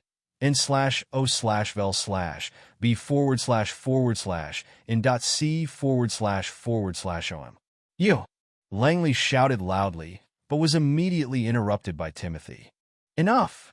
Langley is such a fool, just like the other fools under my control," thought Timothy, who was annoyed that no one with skills was available. If he hadn't needed him at the beginning for the Battle of the Throne, he wouldn't have promoted this fool. Even if you want to take false credits, don't make up such unbelievable numbers. I'm afraid these 15 women had to face the same treatment as the unlucky commoners. He didn't want to involve the church, but at the moment he saw no other way. So he ordered, You will go to the church and pay a priest to come over, so he can confirm the identity of these 15 women. Until then, stop the torture. Afterwards, you will let the priest confirm every woman you catch. If I later hear that you people have not followed my orders, I will throw you into the city moat to feed the fish. Yes, your majesty, Langley confirmed. I will immediately follow your orders. After Langley had left the hall, Timothy turned toward the finance minister. If there is anyone else who has been wronged together with the previous 3, they will get 3 gold royals each. Regarding the women died in prison, send the money to the family. He paused multiple times. As you wish, said the finance minister as he nodded in confirmation. Your majesty is very kind, praised Sir Weimer while saluting the prince. Next question. Timothy waited for a moment, but when he saw that no one had something, he said, since no one has a new issue, I will start with my own. He looked at the Minister for Diplomacy, Joshua Sir Bullet. It is already 1 month since the recall order was issued, but no one has come back to King City. Tell me, what news do you have to say? Sir Bullet came from the Flynn family and held his position for 30 years. He had gray hair, an old face, and stood already with 1 foot within the grave. He cleared his throat. Your Majesty, your 3rd sister Garcia Wimbledon has yet to answer. Your 4th brother Roland Wimbledon has replied. The letter said that, when his people are safe at the end of the months of the demons, he will consider his return. And what else? Asked Timothy, annoyed. He addressed the letter to Prince Timothy and not King Timothy. Timothy couldn't stop himself from sneered loudly in disdain. He is as ignorant as before, such a hopeless brother. He thought, if you intend to come back, you will take your instruction from me as your new king. I will give you a good place to live, just like the pampered prince you are. If you don't come back, you won't get an easy death. It will be the same as playing chess. Regardless what you do, I will have the right answer. Just let him be. Timothy dismissively waved his hand. What is with my 5th sister? Your Majesty, she is gone, answered Sir Bullet, ashamed. Hearing this answer, Timothy asked confused, What? What do you mean by she is gone? She was the first one who promised to come back, but a week later her highness disappeared from the palace where she lived, along with her butler and her 2 maids. I already arranged staff to find her, but they still have yet to find her whereabouts. What could this mean? Such a waste. She only needed to believe in me. Timothy felt that his heart was full of pain. He had set high expectations for his sister. He had hoped that she could become his adjutant. After all, while growing up, Tilly always performed exceptionally cleverly, and her performance was even more dazzling than his own. She only lost her place as crown prince because she was a girl. In the beginning, Timothy had an excellent impression of her when looking at the arrangements made by his father. It was very clear that the king didn't want Tilly to be involved in this storm. Because of this, he gave her Silver City, which was near King City and had an ordinary business environment with no possibility of training troops. But who could have ever guessed that she would run away? Was this a choice made by a wise man? Now that she is gone, the former lord should take over Silver City once more. You should also let the search continue. I cannot permit another person with royal blood to wander among the common people. He gritted his teeth, trying to suppress his raging emotions. Well, until now, only my 3rd younger sister refused to obey. Yes, your Majesty, answered Sir Bullet. Since she was so stubborn, we have to take some rough measures, said Timothy while looking at Prime Minister Vic. To start a war, the Prime Minister and the King have to approve it. Since he was his biggest supporter, getting his approval wouldn't be a problem. I'm going to let Duke Ryan guard the south border and force Garcia to give up Port of Clearwater and escort her back to King City. Sure enough, Marquis Vic replied, this should not be delayed. Please give the order for war, so that the Minister for Foreign Affairs can carry out the order. Timothy nodded with satisfaction. At the moment when he wanted to order the secretary to write the drafting order, hasty steps could be heard from outside the hall. Then, with a burst of noise, the doors were opened and a knight wearing a blue-striped cloak strode into the hall. Timothy immediately recognized him. He was the famous Cold Wind Knight, Naeem Moore. He walked straight up to the center of the hall, went on one knee and said, Your Majesty, I have just received news from the south. He gasped loudly and his voice was clearly anxious. Your sister Garcia Wimbledon, in just 5 days, defeated Duke Ryan's troops and had occupied Eagle City. She also declared herself as the Queen of Clearwater, and all the lords in the south have responded and declared their territory as independent. In the west of Border Town, near the Chishui River, the snow didn't permit the cart to move a single step further. The entire group of people had already spent half a day dragging the carriage to the artillery field.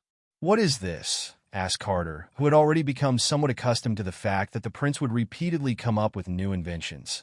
"Is this just a bigger gun?" "You're almost right," Roland confirmed. He directed his men to remove the cover so that he could personally adjust the angle of the cannon. He set its angle parallel to ground level, pointing towards a snow pile.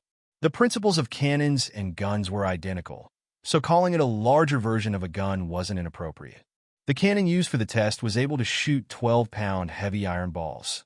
Before they could ignite the lead, the chamber had to be loaded with gunpowder and the iron ball. As a reference for the cart, Roland took the old designs from the cannon seen in history books. But to improve their durability, Roland had told the carpenters to replace many parts that were usually built out of wood with their iron counterparts. In order to manufacture the cart for the cannon, Roland almost spent as much time on it as for the cannon itself. 3 skilled carpenters needed 1 whole week to finish it. The especially time-consuming part was the wheels that had the diameter of half a human. First, the carpenters had to produce 4 square bars of equal length. These bars were then baked by fire until they could be bent. Afterwards, knives were used to peel away the excess. Finally, an outer coating of iron was applied to the wheels. This process alone took more than 4 days. So in Roland's eyes, this limited cannon made by hand took on a very special place. Now, when he dragged it out for a test, he had already made special arrangements. Chief Knight Carter and the militia commander Iron Axe were both at his side, as always. Also, there was his personal guard along with 20 members of the militia who were acting as sappers and lookouts. As for the witches, he had Nightingale and Lightning by his side. Thanks to Nana, the prejudice towards witches had been significantly reduced. In the eyes of the militia, the most important person here was Nana when excluding the prince. According to the usual process, we have to clean the cannon's barrel first. N/O/vel/B/4/C//OM. Roland said, while he could picture the blueprints of the cannon, this particular operation plan was a blank sheet for him. Within his brain, he went through various cannon shots he had seen in films, trying to figure out the right process, but only heaven alone would know how effective it would be. Lightning, in high spirits, took a mop and began cleaning the cannon. While cleaning the muzzle, her contract was different to that of the other witches. As long as she was allowed to personally operate all of Roland's new inventions, she would always be willing to help him to the best of her abilities, even without any other payment or remuneration. Since Roland had to save money, he quickly accepted her terms. However, if he had any secret projects, he would still be able to study it secretly. Within his mind, there were still many ideas he hadn't realized and were only waiting to be implemented. For now, he would just have to throw her the occasional few pieces in order to distract her. Sweeping around with the mop, Lightning was able to clean up some junk, but in accordance to the process, she had to clean it a second time. Taking another mop, she started the cleaning again until she'd finished. "Has everyone seen it?" asked Roland towards the crowd of guards and militias. The artillery test was also a drill. If he was able to increase the production rate of guns, the militia was bound to turn into an infantry, exchanging the pike for the gun. But even then, they would need to go through many training sessions before they were good enough to use both types of hot weapons. When he saw that everyone nodded, he told Lightning to proceed. The little girl first opened the bag and took out a pocket-sized paper cartridge filled with gunpowder, then stuffed it into the end of the muzzle with a ramrod. She then took an iron ball and used the ramrod once more to push it into the barrel. Afterwards, she took out a lead wire from the rear end of the cannon barrel and inserted it into the eyelet to pierce it into the paperback. Thus, the launch preparation was complete. To prevent accidents, everyone had to step 15 meters away from the cannon. Lightning, who was standing close to the lead, saw the first sparks of the lead, but within the blink of an eye, it had already drilled into the barrel. Then there came a loud roar. Air sprayed out of the muzzle with such speed that it even threw up the snow lying on the ground. The theoretical effective range of a 12-pounder cannon was up to a kilometer. Even without any rifling, the cannonball would still fly in a straight line. Everyone could hear the sound when the iron ball hit the armor that was placed 100 meters away. The iron ball's speed wasn't reduced much. Every time it hit the ground, it would bounce back up again, blowing up even more snow. After the smoke cleared, Roland, along with Carter, an iron axe, all went directly to inspect the target.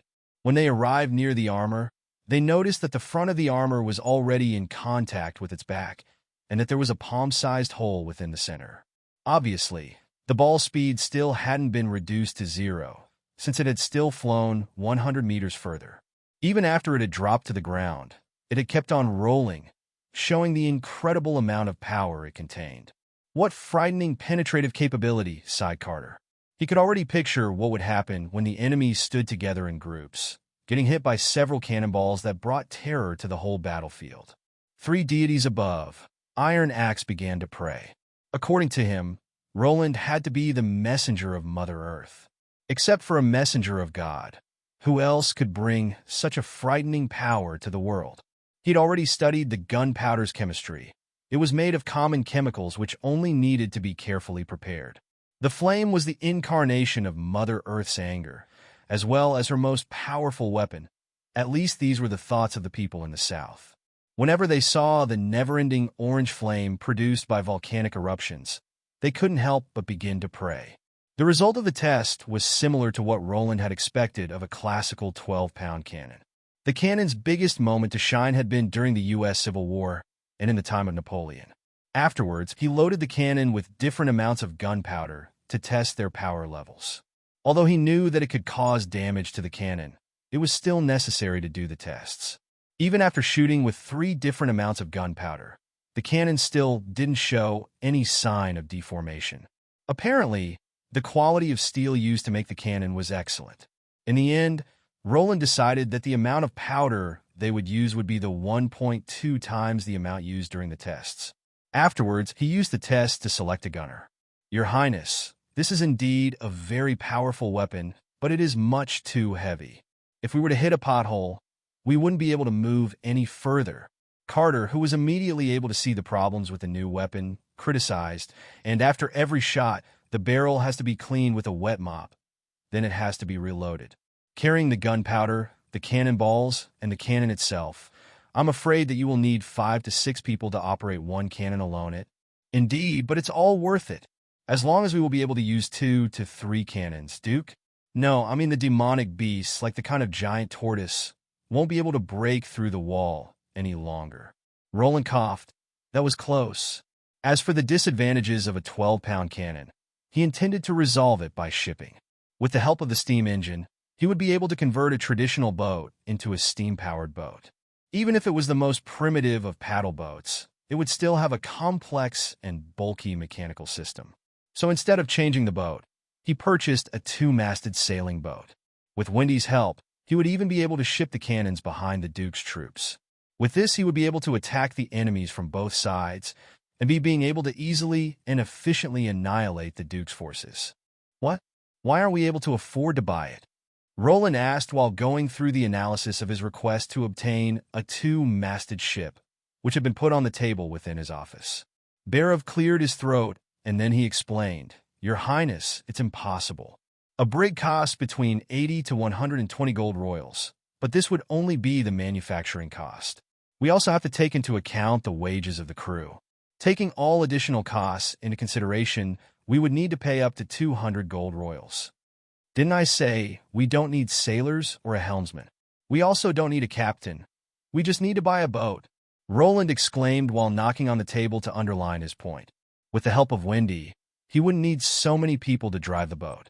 River sailing vessels mostly sailed in only one direction. So, to operate it, only the sails had to be set, which made helmsmen and sailors redundant. However, since we can control the wind, why should I be afraid that we can't move forward? "Your Highness, there aren't any offers of that kind, at least not in Willowtown," Barav carefully explained. "It seems that you don't know enough about this industry. In general, the owner of the ship is also its captain. He might be a merchant, or he may be part of the nobility. If they belong to the former group, They will travel between all of the major cities or towns that have a marina to sell or buy goods. If they belong to the latter group, they would typically recruit a deputy captain who is looking for a boat. Employees won't be paid on a monthly basis. Instead, their salary would be paid for 1 to 3 years all at once. Most of the time, the boat and the crew are tied together. You intend to purchase a vessel from a captain, but without the crew he had already hired, so the salary he had already paid will be his loss. Even for a member of the aristocracy, 80 gold royals isn't a small amount of money. After the trade with Willow Town at the beginning of the month, the town hall now has a balance of 315 gold royals, but if we spend half of it to buy a boat now, we won't be able to pay the salaries of the militia. The assistant minister explained without pause, but afterwards, he had to first take a big gulp of ale. After thinking about what he had heard, Roland asked, "You said most of the time?" "Yes," Bearov nodded. "There are 2 cases when boats will be sold without their crew. The first would be when the merchant is in an urgent need of money, and they have to sell all of their property. They will start by disbanding their crew, and then they will try to sell the ship as quickly as possible. In the second case, the owner wants to replace their old boat with a new one. Both cases would be a good opportunity, but I have to say that this kind of situations is very rare." "Wait," Roland frowned. "You said to buy a new boat. So in this case, where do these ships come from?" "Port of Clearwater, Seabreeze District, Farsight Point. Only cities with a seaport that have a dock are able to produce new ships." Hearing this, Roland kept silent for a moment and thought everything through. So this was the original meaning of, "Within Willow Town, it's impossible to find such a deal. However, I also can't afford to travel to any of the port cities. They're too far away, and if I don't hire a crew, how would I get the ship back to Border Town? Since this is the case, I will have to think about it." When the assistant minister saw that the prince was lost in thought, he quickly left the room. Within Roland's plan for the future, ships played an irreplaceable part. If there wasn't a quick and conventional way to transport the artillery, he wouldn't be able to use them in battle. Generally, the Duke's troops were built up from the stronghold's troops, mercenaries, farmers, and knights. So, inevitably, their marching speed was slow when they had to move, but the artillery would be even slower. Just like Carter had said, as soon as they hit a pothole, the artillery couldn't be moved any further during this time and age. There weren't any asphalt roads. There wasn't even a stone road. During this time, the people would walk more, producing many trails. During sunny days, they would be lucky, but when it rained, the path became muddy. In the end, like always, would he have to rely on himself? Roland spread out a piece of paper, writing down the needed specifications. Firstly, the ship has to be able to carry 1 or 2 cannons in addition to 30 people, but it wouldn't be powered mechanically, only with sails. Secondly, since the ship would be used only in rivers, it would need to have a shallow and stable hull. Thirdly, it had to be easy to operate so that the members of the militia could handle it after a short training. Considering all these points, the only possible answer was a flat-bottomed barge. The draft in front of Roland was very shallow. It was a ship with a very low center of gravity that could be seen on almost all of the river routes. In the past, he had seen many loaded with piles of sand or gravel, and their railing was almost level with the surface of the water. And as long as there was a tugboat, it would be able to pull a barge. After determining type of the ship, the next key point was to determine which material should be used when building the ship. Roland wrote down 3 different options: wood, iron, or concrete. Boats made of wood belong to the earliest of the nautical technology tree. From a raft to a masted battleship, from sailing on either the river or the sea, wooden boats could be used everywhere. Unfortunately, Roland didn't know how to use a log to build a flat-bottomed ship, and neither did he have any skilled craftsmen. If he relied on what he knew and on his craftsmen, he would only be able to make a large raft which could fall apart at any moment. Ships made out of iron were built similarly to houses, always taking 2 beams which were arranged in a crisscross pattern, constituting a keel. The keel formed would then be coated with sheets of iron. Since Anna could do the welding, the overall stiffness was guaranteed. However, this approach would deplete the already small iron reserves. So this could only be the last resort, as building steam engines and cannons was a much more appropriate choice. Then, building boats out of concrete would be the last option. Since the city wall construction was already finished, there was now a surplus of raw materials. As long as Anna had the time to calcinate, they would have enough concrete for 1 or 2 ships. The construction process would also be much easier than that of iron boats. As long as they were able to produce a wooden template which could be reinforced with iron bars, they could quickly fill it with concrete. Even in this rural area, they could easily create several fishing boats out of concrete. Compared to iron ships, they wouldn't rust. With this, the ship wouldn't even need much maintenance. Even though a concrete ship could be built at a low cost, it would still be strong and durable. Even if he had never learned how to make big ocean-crossing ships, a river-sailing ship didn't need a high level of technological knowledge. So, building it shouldn't be a problem, right? Picturing all the details in his mind, Roland picked up the quill and rapidly began to draw sketches of the barge. An area with a shed near the Shinshui River was hidden by walls. In order to facilitate the launching process, Roland located the shipbuilding area as close to the river as possible. The shed offered shelter against wind and snow and contained 2 basins for burning charcoal to keep the temperature from falling too far and destroying the hardening effect. The carpenters had already pieced together the wooden template of the hull. The bow was formed in a circular design in order to reduce forward resistance. The aft instead had a square design meant to increase the load area. The boat had a length-to-width ratio of 3:1 and was built with a width of 8 m. Compared to the traditional ratio of 8:1, it was simply a fat boat. In the center, they had set up 2 masts. The masts were inserted into the deck and connected to the iron beams of the ship. At the deck, they had placed a reserve rudder. Everywhere, the hull was strengthened with crisscrossing iron bars.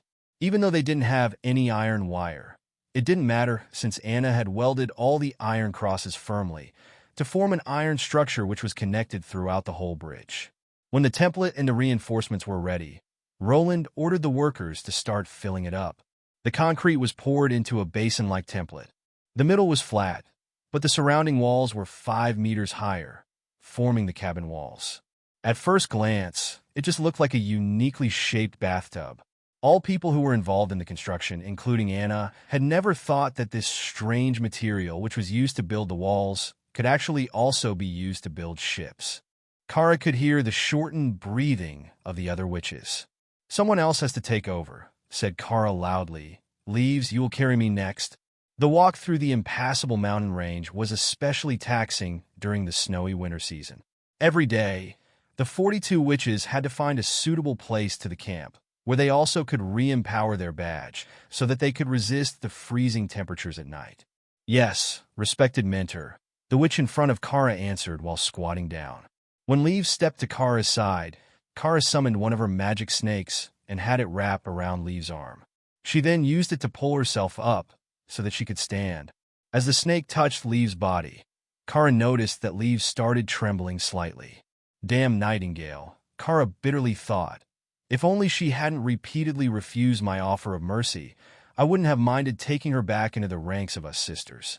But since we are almost coming close to the critical moment, I can't afford to take any risks." And what was the result of my kind offer? Without any hesitation, the damned traitor took the first chance to escape. She even tried to stab me to death. This is what happens when I'm too kind. Kara's brain boiled in rage. Nightingale's blow had directly pierced her spine. Although Leaves was able to quickly heal her wounds with herbs, Kara's lower body was still paralyzed and without any feeling. "Wait until I reach the holy mountain. There I will gain the power to gather more witches, and with their help, I will one day cut you into thousands of pieces." While fueling her anger, Kara suddenly heard a voice. "Respected mentor, there are demonic beasts ahead of us." The voice belonged to Scarlet, who was responsible for scouting. With her eyes, she was able to see through all obstacles and immediately discover any trap in front of her.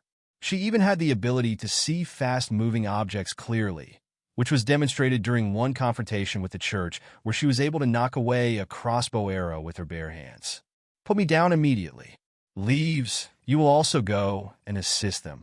Leaves nodded as she crouched down and placed Kara on a stone. Kara's sore hand directly fell into the snow, from where a cold feeling spread through to her whole body, making her unhappily think, "You can't even remove the snow before you putting me down?" But she didn't say it out loud. After all, Leaves was an irreplaceable member of her sisterhood. Previously, Wendy, with her kind temper, had been responsible for recruiting new members for the Witch Cooperation Association, while instead Leaves had been responsible for maintaining the morale and courage to ensure that the witches would follow Kara's orders. Without her ability, I'm afraid that we would have already lost more than half of our members to the witch hunts. When thinking of Wendy, Kara's heart began to hurt.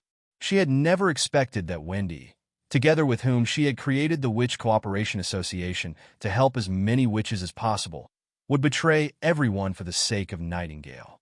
Even after Wendy had blown her away, she didn't want to kill Wendy. The venom released by her magic snake, Suffering, was only acting slowly, but it would cause unbearable pain immediately. After letting Wendy suffer for a short time, Kara had planned to let her snake, Nothingness, bite her and remove the toxin. She had just wanted to teach Wendy a lesson. But no matter what, without the help of her magic snake, the venom was incurable. So Nightingale made the wrong decision by taking Wendy away.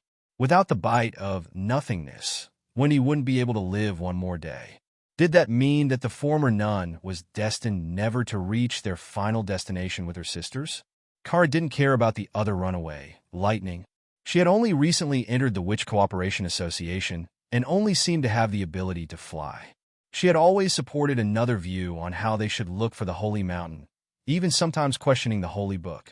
Whenever that girl acted against the will of the Witch Cooperation Association, Kara wanted to throw that talkative little girl into the snow and strangle her. At the moment when the two wolf-like demonic beasts emerged from behind a corner on the mountain path, the witches were already prepared and awaiting the attacks from the demonic beasts. All the sisters without fighting abilities were placed near the end to keep them safe. Leaves was the first to release her magic, aiming at the weeds close to the feet of the demonic beasts. Soon green tendrils broke through the snow and wrapped themselves around that of the enemy's feet. Another witch, with the power to control the air, begun to drain the air around the demonic beasts. Thanks to this, the two monsters soon fell into a state of asphyxiation, and were soon foaming at their snouts and began convulsing before finally falling to the ground. NOVLB //JNN. This was the power of witches that Kara had been looking for. Within a group of mortals armed with swords, these wolves would have wreaked havoc, but in front of us witches they perished within seconds. Clearly, only we witches with the power of magic are loved by God.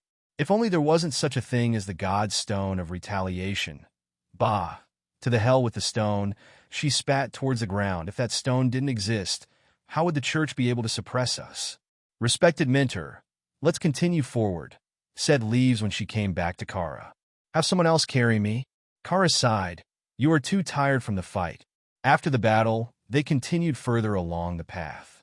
At noon, the women responsible for finding the next camping ground discovered a place with less snow, thanks to its leeward arrangement.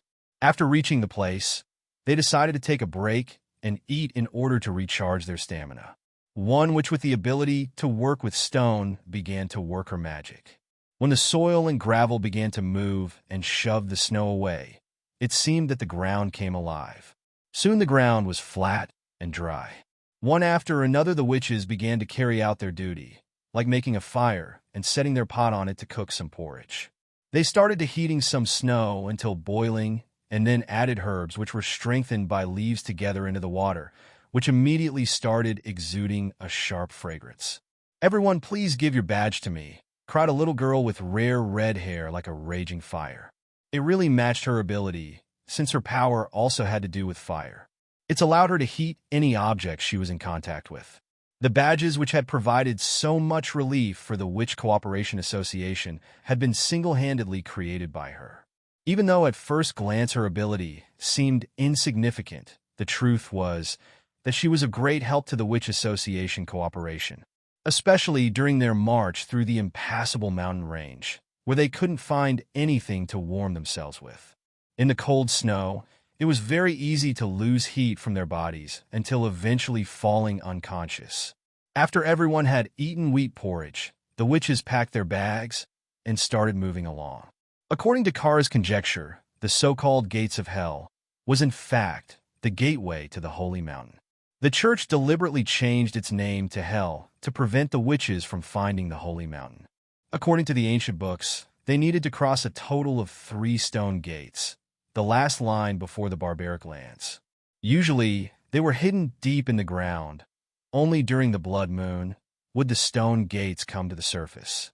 After they had set out from the camp, the witches had to walk for about half of a month through the impassable mountain range. But soon they would leave the mountain range, setting foot into the middle of nowhere. During these last days, the demonic beasts appeared more and more frequently. Quick, quick, quick, look, what is this? Suddenly someone shouted in horror. Kara looked in surprise in that direction, becoming immediately stunned out of horror. There was a city flying in the sky. The sky was still gray, and the snow was still falling out of the very low clouds. But within the clouds, there was a city, partly hidden and partly visible. Those buildings were built in a pattern I have never seen before. They look like spires standing side by side. If the black dots are windows within the spires with an average size, the spire would reach a height of hundreds of meters. This isn't something a human could build. Even the proudest building of the church, the cathedral at the Hermes, which they call the tower which reached the sky, was only 50 meters high. Since this had to have been built by non-humans, then there was only one answer. This city has been constructed by the hand of God. Kara had difficulty in restraining her excitement. Throughout the whole time the voice within her heart shouted, "I found the holy mountain. Sisters, it's the holy mountain. We found it. n/o/vel/b/c/g.c//om." Kara screamed and showed the whole world her happiness. Many witches foolishly stood in their places, shaken by the spectacle before them. But there were also others who jumped around and began crying out in sheer joy. Scarlet, however, frowned after looking at the city and muttered, "Is this really the holy mountain?" Leaves, hearing this, leaned towards Scarlet and whispered, "Why do you think this? Is something wrong?" Deep down, she had the same question. After all, this city in the sky didn't look the same as described in the Holy Book, where it was said to be golden, splendorous, and majestic. This city with its spires also looked spectacular, but it was entirely built in grayish-black and looked bleak even during the daytime. In addition, there was also a red fog above the city, which strongly resembled a blood mist. There was something. It squeezed itself into one of those holes. Scarlet spoke again with a dry voice. I couldn't see it clearly, but it definitely didn't resemble the gods. Leaves could feel all of her hairs begin to stand up. Within the Witch Cooperation Association, it was Scarlet who had the best eyes and could see clearly at this distance. So hearing her say this gave Leaves quite an uneasy feeling.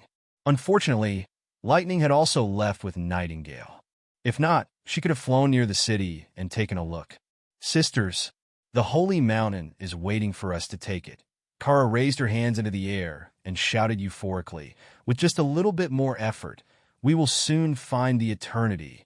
Then, she immediately urged Stone to carry her further. Leaves personally didn't want to move forward, but in the end, she still took the first step. She thought 2 weeks ago, everyone found out what would happen if someone disagreed with Kara. I'm afraid at this point, there is nothing which will be able to stop her from moving forward. Their marching speed increased by a steady pace. After leaving the foot of the mountain, the snow had unexpectedly reduced, and the surrounding temperature had also picked up.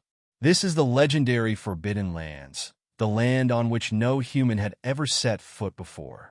However, now Leaves could see footprints stamped on this desolate land. If Lightning was here and saw this, she would be very happy, right? When she looked back and saw the mountains towering behind her, she couldn't believe they were able to cross this barrier.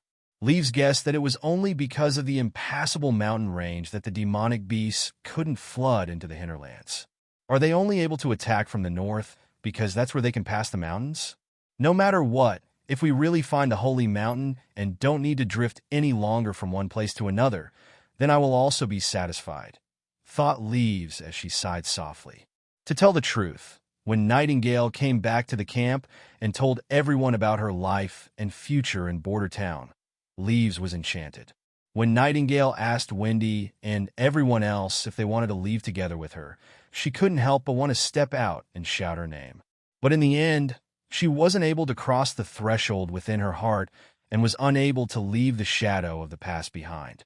Leaves shook her head. Don't allow yourself think about the past. Instead, focus on keeping pace with the others. Don't fall behind in this desolate land. Soon they discovered something strange. Regardless of their speed, the city seemed to retreat as fast as they moved forward. After an hour of marching, the holy mountain was still suspended in the clouds, neither growing nor shrinking. It seemed just like they hadn't gotten closer at all. "Respected mentor, please order a rest. Our sisters are getting tired," said Stone. During this period of marching, the people who had to carry Kara had changed several times, but she was clearly the one who had to bear her weight the longest. "No. How can we stop now?" Kara thoughtlessly rejected Stone's suggestions. "This is a test by our gods, sisters. If we don't show them our strong will, we will never be able to arrive at the holy mountain. We can never stop. We must continue up to the very doorsteps in order to enter the holy mountain directly in front of us." Seeing that her persuasion had failed, she couldn't do anything else other than move forward. Under no circumstances were they allowed to stop. Even during 2 waves of demonic beasts, they had to go forward. During the second wave, they even encountered 2 hybrid beasts, on which Leaves' shackles didn't work, and without them she was unable to stop the monster's assault. A sister who was caught off guard had to pay the price for the group *S overconfidence. She got her neck cut by claws, and her blood was spilled over the ground. When they finally were able to kill all the demonic beasts, they discovered in horror that the sky had gradually darkened. Apparently nightfall would arrive soon. The city in front of them was still visible, but its outline had become more and more blurred over time, seeming as if it gradually disappeared. According to their past experiences, they had to find a suitable campground and build their camp. But in these desolate lands, the surroundings were completely different compared to the mountains. When looking around, all they could see were flat plains infested with demonic beasts. There wasn't a single place of safety where they could rest overnight. "Respected mentor, we have to withdraw to the foot of the mountains. Let Scarlet lead us with her red eyes. With her help we might be able to reach the mountains by midnight," pleaded a witch. "No!" Kara shouted. "We have spent the whole afternoon walking with nearly no pause just to reach this place. Now when we have already consumed more than half of our stamina, we can no longer maintain the same speed and return. Sisters, we only can press on further. We can truly find the holy mountain, and there we can settle down to rest." "Then what should we do with Sherry?" asked a witch as she pointed to the ground where Sherry, showing no signs of vitality, laid. "We have no time to bury her." Kara shook her head. "Keep her here. The earth will accommodate her." Leaves sadly closed her eyes. "Again another of my sisters is gone. If I were only a little more powerful, she wouldn't have to die in this desolate land, without a tombstone to tell of her life." During that time when many sisters couldn't decide whether they should move forward or retreat, Stone suddenly exclaimed, "Look at the sky! The city is gone." Hearing this, Leaves immediately opened her eyes, looked up to see the night sky, hidden behind a wall of gray-black clouds. The city had disappeared, just as if it had never existed. Everyone was rooted in their places, and a terrible silence began to befall them. During the whole time the sun had been up, the city had never vanished. Leaves suddenly felt a horrible feeling as though her brain were struck by lightning. She remembered the tales told of adventurers, about those fantastic sceneries seen on the sea. Her whole body began to shudder, and she could only whisper, "We have been cheated soon," she shouted. "We have been cheated. That wasn't the holy mountain. What we saw was only a mirage." "Mirage?" Kara abruptly turned around, looking somewhat grim, and asked with a terror-stricken voice, "What is that?" It is something which Lightning often mentioned within her stories. A phenomenon which was often encountered during a sea voyage, but also seen on land, only much rarer. "We have seen nothing but an illusion. The real city may be very far away from us. It is even possible that it isn't in front of us at all." Does this mean that it at least exists and didn't just disappear? Kara asked with little hope. Leaves took herself some time to answer. I do not know. At this moment, Scarlet suddenly shouted, "Be careful. Something is coming." With a horrified look on her face, she stared towards the left side of their group. "Is it a demonic beast?" asked Wind Seeker as she entered her battle stand. "How many?" "No," Scarlet answered and took 2 steps back in fear. "I don't know what that is." After her voice died down, a shadow suddenly appeared from afar and directly struck Scarlet with lightning speed. Although Scarlet had been able to clearly see it in the darkness, she was still unable to dodge it. It was just too fast. Almost within the blink of an eye, it had struck Scarlet on her chest and pierced directly through her, even nailing down some other witches behind her. When it finally stopped, several witches had been impaled, and everyone finally saw what it was. It was actually a spear. Leaves' blood froze upon seeing this horrible scene. To their left, 2 shadows slowly emerged out of the dark. They were big and had a strange appearance that was nothing like the looks of common demonic beasts. Leaves thought that their appearances were similar to humanoid creatures riding on the back of hybrid wolves. Their bodies were twice as large as ordinary humans, and instead of armor, they wore clothes that were made from an unknown material. No, clothes wasn't the right word. It was more similar to bloated animal skin in which they wrapped themselves tightly, thus giving them a bulging look. However, the most eye-catching feature of the 2 beings were the heads they wore as helmets. They were clearly skulls of demonic beasts, giving them a malevolent and atrocious impression. Their eyes were gouged out of their heads. Instead of eyes, lumps of reddish-brown crystals were sewn in. A patch of skin was attached to the head, extending to the back of the demonic beast's shell. One of the people still had spears attached to its mount saddle, while the other one wore an unusual kind of gauntlet. From Leaves' point of view, it looked like they only had 3 fingers. Suddenly, one word flashed through Leaves' mind: devil. Attack the enemy! Kara was the first one to attack, and her piercing shout dragged their attention back away from stupidly looking at the enemy. Stone squatted down and placed one hand on the ground, turning the area underneath the snow into a swamp. This could be regarded as a brilliant response. Normally, when they reacted fast, the 2 demonic beast mounts could jump and fly the short distance over the swamp with their wings. But apparently not these 2. Their wings had been cut off, and now a harness was tied to their bare bones to which the devils held on to. Since they could not fly any longer, they would have to go around the swamp, which gave the other witches time to react. But the enemy didn't play by the same rules. They just drove their mounts into the swam using the beast's momentum. They jumped up from the monster's back, crossing over the distance of the swamp and landing behind Stone, which was exactly the place where the non-combat sisters were stationed. "Spread out quickly!" Leaves loudly shouted at the same moment the devil with a 3-finger gauntlet started its killing spree. Its agility was completely unexpected for its body length. The witch standing near its landing place hadn't even the time to react before her head was already shattered by its punch. Until they were finally able to respond, 2 more sisters got their necks immediately broken, but eventually they fled in panic. Only Shino was still standing at her former place. Although she didn't have any combat ability, she didn't choose to escape like all the others. Instead, she took the crossbow from her back, aimed, and shot at the enemy. But the devil reacted just too fast. It took a sidestep and then kicked Shino in the chest. The kick was so powerful that the little girl flew away like a broken doll, her body flipping over several times before crashing into the ground. Blood gushed endlessly from her mouth as she finally laid still. The spear-carrying devil instead turned and walked towards the utterly terrified Stone. He raised the spear and aimed at her, but exactly at the moment when it wanted to release the spear, a flame exploded in front of it. Red Pepper had aimed at the enemy's crotch, and after she had released her attack, she took Stone's hand and ran away together with her. When the devil tried to catch up with them, it was stopped by a wall of black grass. Leaves released all of her magic into the ground, letting all the seeds within the earth grow, turning them into vines, which slowly crawled in the direction of Iron Hand Devil.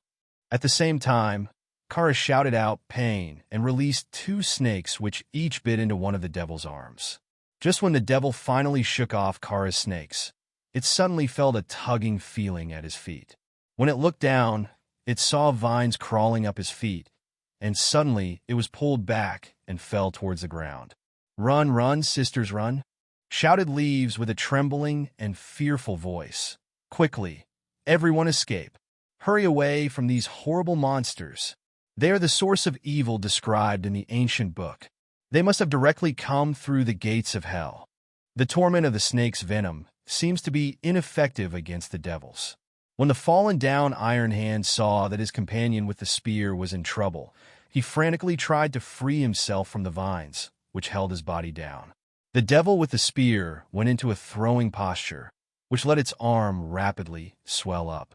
This caused the already thin supporting skin to get even thinner, so that the devil's dark red blood vessels and bones became clearly visible. "Leaves, look out!" shouted Stone as she used her quagmire magic again, this time directly aiming it at the devil's feet. The devil was already in its throwing motion, and when its foot sank into the ground, it had no time to react. Through this unexpected attack, the devil lost its balance, and spear that was already leaving its hand changed its angle at the last moment, impaling itself completely into the ground right before Leaves' feet. Seeing all this, Leaves broke out in sweat. The swollen arm shrank rapidly after the spear was thrown, looking just like a dried tree trunk soon after. Seeing that the devil couldn't throw spears repeatedly, Leaves realized that now was the best time to flee. Other witches also noticed this, for example, Stone and Red Pepper. Seeing that Iron Hand was still struggling with the vines on the ground, they ran towards the unattended Kara, wanting to bring the Minter with them when they ran. Leaves, who looked into the direction of Iron Hand, discovered that it didn't try to free itself any longer, but instead turned towards the three witches with both of its hands extended towards them. "What is he doing? Stop!" No dash. Leaves didn't even have the chance to warn the others before glaring blue light burst out of the devil's hands like a lightning bolt. It pierced through the air, twisting and hitting her three sisters. Blue rays jumped between the three, issuing a crackling sound of thunder. White smoke began to rise from their twitching bodies, which had caught on fire.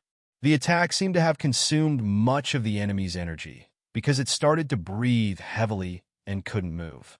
At this point, Leaves' magic also reached its limit, and her vines began to wither, turning into dead weeds. N/O/vel/b/in.c//om. Leaves was only able to think, now everything is over. Kara's desperate cries seemed to slowly get farther and farther away as her own body's strength faded away until she fell to the ground. After only a moment of rest, Iron Hand had already stood up from the snow and began to walk to a panic-stricken Kara. This time there was truly no one who could stop it. When he arrived at her side, Iron Hand grasped Kara's throat and began to strangle her. Kara desperately fought back and tried to break away from the devil's finger, but in front of its monstrous power, her efforts were futile. During her desperate struggle, Kara sent her snakes out again, letting them attack the enemy's arm and neck. However, the devil seemed unmoved and continuing to tighten its hand around her neck. At this moment, the unexpected happened. Under the fierce attack of the magic snakes, the devil's skin was finally ripped open. Immediately, red fog began to leak out of the fracture, soon enveloping the devil and Kara. The former released a terrible scream, and under the red fog its skin began quickly to fester, exposing its tendons and bones. Iron Hand had to let go of Kara and instead tried to block the wound, trying to hold back the dissipating fog. But it was in vain. Its body began to tremble uncontrollably and soon fell down to never move again. When seeing this, the other devil, whose body was already half buried within the swamp, released a heartbreaking scream. It was a sound Leaves had never heard before, like a sharp scream and a dull roar mixed together, piercing her ear and giving birth to endless pain. But the enemy's scream didn't let Leaves fall into panic and flee. Instead, she only had their victory in her eyes. She bit her lips and tried to pull out the last drops of her strength in order to stand up. When she finally stood, she grabbed Shino's crossbow, reloaded it, and aimed at the last devil. The devil clearly understood what Leaves was trying to do and began to work his arms frantically. But within a swamp, the more someone struggled, the faster they sank. The devil, he tried to block its vulnerable parts, but yet in the end, it was in vain. For my lost sisters, with that thought, Leaves pulled the trigger and sent the arrow flying. The crossbow arrow accurately pierced the neck, releasing once more the red fog from the wound. After the mist dispersed, its head finally dropped down. She had killed the devil. After letting the crossbow fall, Leaves turned around only to see the bodies of more than 10 sisters who had lost their lives. Immediately hit by sorrow, Leaves dropped to her knees as her tears burst free. Tien, I would like to know what you think about the fight scene. Was it interesting or boring? Was it understandable or confusing, etc.? After all, it is quite different to the normal Xinxia fights. Wendy opened her eyes and discovered an unknown ceiling above her. The ceiling was made of gray brick and had cobwebs hanging from wooden beams along with an unlit chandelier. Slowly, the scene turned from fuzzy to clear until she could see every detail. It isn't a cold stone roof or a narrow tent, she thought. Right, half a month ago we were forced to leave the Witch Cooperation Association. Who knows, perhaps under Kara's leadership, they have already found the Holy Mountain. She took a deep breath. Though it wasn't as clean and fresh as the air within a cave, the warm air and the cozy atmosphere made her very comfortable. Her body was wrapped in a soft and velvety silk and laid on a mattress out of several layers of soft cotton blankets. So when she laid down, she slightly sank into it. Even if she stretched her whole body, her toes wouldn't be exposed. She felt a little guilty that she wanted to do nothing other than stay in bed. Even so, she had stayed here for only half a month, but here her heart was at peace, something she hadn't felt in a long time. Within the castle, no matter how late it was, no one would ever disturb her. For example, right now, when he turned her head and gazed out of the window, seeing that the sky was still gray, even somewhat dazzling. It was probably 10 a.m. Within her last years of wandering, she had never been able to sleep so peacefully. She would be woken by any small noise. She even had to prepare the food for the rest of the day before daybreak out of fear. The whole time, they had to live in fear that the church might discover their current whereabouts. Also, no one could guarantee that they would outlive their next demon's bite. Even during their time walking through the impassable mountain range, she was always busy with doing chores. She would help with drying foods or herbs, with drying her cooperation sister's laundry, or cleaning the camp and so on. Even so, Winnie didn't mind doing it. Every time when she saw her sister's smiles, she felt very happy. But now, living such a lazy life, she discovered that she herself couldn't resist enjoying such a life. No, I can't be this lazy any longer. She patted her cheeks to motivate herself to crawl out of bed. After all, when she had lived in the church's convent, the nuns would often warn that lazy people wouldn't receive the blessing and protection of God. In a little while, I will go to the garden and practice my wind control. By the way, every time she remembered that the prince required her to train her magic, she couldn't keep herself from laughing. Such strange and eccentric requirements. For example, after he saw her ability, he had told her that he hoped she would be able to blow the wind over a distance of more than 10 meters. However, there had never existed a magic power that was effective at such a distance. When she told him that she wasn't be able to do it, he didn't get angry. Rather, he came up with a strange idea. She should stand on top of a stool and use her power to rise up and down. When Winnie tried it, she discovered that it was actually feasible. Seeing the test results, His Royal Highness was very satisfied. So besides asking her to train more, he also asked her if she was afraid of heights. It was exactly like Nightingale had said, Roland Wimbledon is an elusive person, but he is also a prince who deeply cared for us witches. Thinking up to this point, Wendy gently sighed. There really is a prince who doesn't hate witches. Respected mentor, you were wrong. When she put on her clothes, she felt that they were a little small around her chest area. Even so, Wendy had already become accustomed to this kind of strange clothing. She just wanted to find a needle to change its size, but before she could, someone knocked on her door.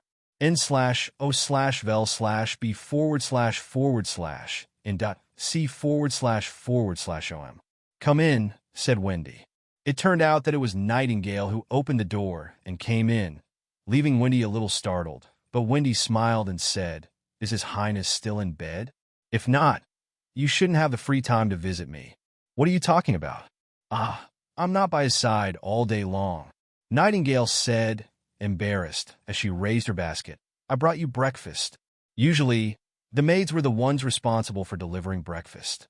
In addition, after bedtime, Nightingale would often accompany the prince to chat, so it was quite hard to see her at all. Wendy smiled from the bottom of her heart. I just woke up, but she was already here to deliver food. She certainly had slipped in several times. "Now tell, what's the matter?" asked Wendy while she took a cheese sandwich from inside the basket and put it into her mouth. "Well, Nightingale came over and set herself on the bed. Today Nana will go through." That day, Wendy was speechless. Since it was Nana's first time going through the demon's bite, it wouldn't be as violent and long as on the day of her adulthood, but still, it couldn't be guaranteed that she would be safe. The younger they were, the less pain they would be able to endure.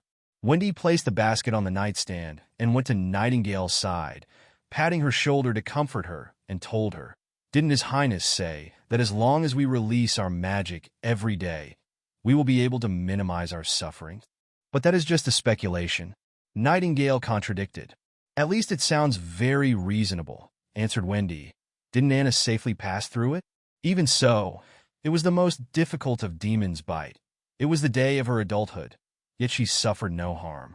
"This was exactly what you've seen with your own eyes." She paused for a moment, then asked, "Where is Nana?" "At the moment she is in the medical center." When it came to this, Nightingale's mouth nearly sprang open. "I heard that her father, Sir Pine, had bought a huge amount of hairs from hunters, which have been sent to the medical center, so she can keep practicing until tomorrow." "She is such a nice father," Wendy exclaimed a little enviously. "I can't remember the time when I was a kid. That is a very strange thing. It's just as if my memories are a blank sheet.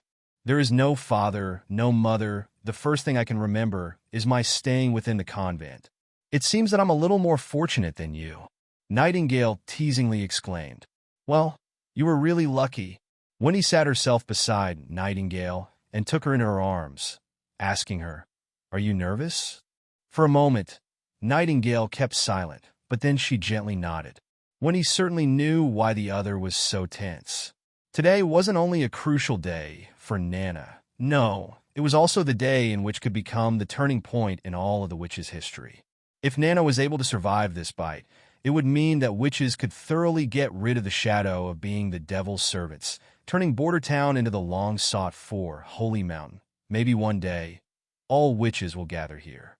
They will be able to live a normal life, no difference with ordinary people, no longer having a need to wander around and try to avoid the churches which hunt. There is no use in worrying about it. We just have to laze around the whole day and accompany Nana. Laze around?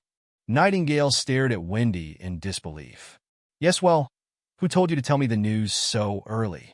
"It makes me nervous, too," Wendy simply said. "Since I'm no longer in the mood to practice, we could also use this time to visit Nana." "Wasn't something like this written in the contract?" "It is called paid leave." After eating dinner, Nana's room was full of people. Anna, Lightning, Nightingale, Wendy, naturally also Nana's father, and Roland. Having to face the battle soon, Nana's face was full of insecurity. Well, will I have to die?" "Of course not." They all shook their heads. "It's your first time, so the demon bite won't be as strong." Wendy took her hand and spoke encouragingly. "Just put all of your spirit on the thought of holding on." "It hurts, you're breaking my fingers." Sir Pine held his daughter's hand. "You have become very strong during your time within the medical center. I, your father, am very proud of you." The little girl nodded, letting her gaze wander over the crowd before finally focusing on Anna, who stepped forward and kissed her on the forehead. "You will survive, right?" "Yes." The curtains were shut and a fire was blazing in the fireplace, maintaining a comfortable temperature within the room. There was a big difference between Anna and Nana's day of adulthood. This time the latter was awake. In order to ensure that she wouldn't become too frightened from the upcoming pain, they played some simple games to distract her, and so that she wouldn't fall asleep during the whole night. Even Roland performed some magic coin tricks, stupefying the onlooking audience. Especially Nana, who for the whole time was staring with big eyes at Roland's hand. If it were ordinary times, she would have surely shouted that Roland should teach her. The magic tricks of this age were still far from being a highlight. For now, it was more a small sideshow, like snakes dancing to the sound of a flute, breathing flames, crushing stone plates on one's chest, and the like. Compared with later generations of skillful diversion and nimble fingers, everything now was only amateur level. Finally, Lightning began to talk about her sailing experience when she traveled with her father between the islands and fjords, telling of big whirlpools and beautiful reefs, and of hunting giant deep-water sharks and octopus. Although everyone knew that part of it was fictitious, she still had everyone's attention, even captivating Roland with her tales. In his imagination, those sailing ships turned into huge armored battleships, which crossed oceans and discovered a new world. As a matter of fact, there was a part in the historical timeline of this world he didn't understand. The last written record of the past wasn't older than 450 years. Even the former prince's education within the palace did not mention the reason. But it could also be that the former prince just hadn't paid attention during the lectures, thought Roland. Within Bordertown's library, there was nothing to find, so the only possibility was to win the war against Longsong's stronghold and look and ask there for more information. When Lightning finally finished her stories about her adventures, Roland could no longer suppress a yawn. But when he looked at Nightingale, the latter only shook her head, indicating that there hadn't been any magical change until now. Not having an accurate timing tool is so inconvenient. How can I determine the time? We still have to wait. Roland thought in frustration and poured himself a cup of warm water, then sat down afterwards to wait. But gradually, everyone got the feeling that there was something wrong. It just took too long. Nana had repeatedly yawned, apparently only barely able to stay awake. Even Nightingale became anxious, so she touched the little girl's forehead while also closely gazing at the magic power within Nana's body, looking for any change. When Roland wanted to take a gulp of water, he discovered that the water was already emptied. So on the way to the kettle on the fireplace, he couldn't help himself from looking through the curtains when he passed the window, only to discover that it was still snowing. But when he had opened the heavy curtains a fraction, a touch of light fell into the room. He was pleasantly surprised to discover that the dark sky had already gained a glimmer of milky white. "Everyone look!" Roland shouted and pulled open the entire curtain. Alarming everyone with his cry, they all rushed to the windows to see what happened. When they discovered the faint light in the sky, they realized that the new day had already arrived without them noticing. So with this, in addition to Anna, Nana also went through the demon's bite without any pain. Asterisk. When Roland later returned to his room, he discovered that there were already two people who were waiting for him, Nightingale and Wendy. Within their faces, he couldn't discover any sense of sleepiness. There was only excitement. "Were you able to confirm that Nana's date was today?" "No, last night," asked Roland immediately. "Yes, but at that time the change within her was only very subtle. I would have never thought that it was the bite's critical moment," answered Nightingale with certainty. "Your Highness, your assumption was correct. As long as we witches continue to release our magic, it will continue to grow, and the suffering of our body will be reduced. If we can maintain a certain amount of training every day, all the witches would have a great chance at surviving their day of adulthood.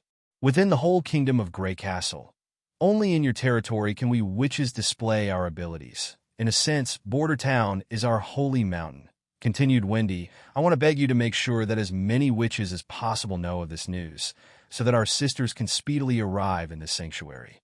I think every one of them will be willing to help you." "From the beginning, those were my intentions," Roland nodded. "By the end of the months of the demons, the normal people and the witches will also have gained a certain degree of understanding of each other and been in contact. By then, I will arrange for people to spread the message, but only as rumors. You must understand that I can't start a big advertising project to recruit witches. If so, I would cause an uproar within the country." After slightly pausing for a moment, he continued, "This will only be possible if the church is eradicated, or I gain the throne. So it seems my best option is to help you ascend the throne," declared Wendy, and then without any hesitation she fell on one knee, reciting the oath of allegiance. Roland could clearly see that her movements weren't skilled, It just seems to be a spur of the moment. But he did not care about these details. He treated her exactly as Nightingale when he had accepted her oath of allegiance. After she finished her plea, Wendy turned towards Nightingale and asked, "How was my performance?" The latter curled her lip and said, "Barely passed." Roland helplessly shook his head. "So you two should get to bed early. During the whole night you weren't able to close your eyes." "Your Highness, I have a request." Interrupting him, Wendy, who had just got up from the ground now, she knelt down once again. "Speak freely." Roland put away his smile and seriously talked to her. The other's act had made it clear that she had an important matter to discuss. Unexpected, Wendy told him, "I want to, once more, go back to the Witch Cooperation Association's camp." "Wendy," shouted Nightingale and stared at her with big eyes. But she could see that within the latter's eyes how steady and resolved she was. "I do not know whether or not they were able to find the Holy Mountain. Maybe they were, or maybe not. I hope you will allow me to go into the impassable mountain range after the months of the demons has ended. If Kara was unable to find the Holy Mountain, they may have gone back to the camp within the mountain range. This will be highly dangerous." Roland frowned. "Your leader attacked you regardless of your long friendship. If she really had wanted to kill me, I would already be dead," said Wendy. She had summoned her magic snake, pain instead of death. "I don't know how many will come back with me, or even if only one will come back with me, but at least I can deliver this important message to my sisters. As long as they release their magic every day, they won't need to suffer the terrible pain." Speaking up to this point, her voice became very gentle. "Your Highness, as long as you continue to treat us witches with so much kindness, my life will be yours. So naturally I won't throw it away so easily. I will protect myself. So please allow me this request." Roland fell silent and thought, when thinking about safety, I ought to refuse her request. But there is also a different meaning to this request. If I give her the chance to save more witches, she will happily follow my orders and take any risk. But if I refuse her, she might still be willing to follow the orders, but I may lose the possibility to gain more witches, and she will forever carry a scar on her heart. "I'll allow it." Roland finally nodded, "but you will still have to wait for 2 months until the end of the month of the demons. You also won't travel alone. Lightning will go with you. I will also give you firearms for self-protection, as well, a godstone of retaliation. Lightning can give you long-distance support, and when you were the godstone of retaliation during your meeting with Kara, her or any other ability won't be able to hurt you. Your Highness, please also let me go with her." Nightingale pleaded. n/o/vel/b/in.c//om. "No, Veronica. His Highness's safety is much more important than mine. He is the hope of all of us witches." Wendy disagreed as she shook her head and laughed. "Take good care of him." A week after the concrete ship was placed in the curing room, it was finally the day to launch the vessel. All the workers were stunned when the prince ordered to put the oversized bathtub into the water, making everyone wonder whether they misheard him. However, they hadn't misunderstood him. n/o/vel/b/in.c//om.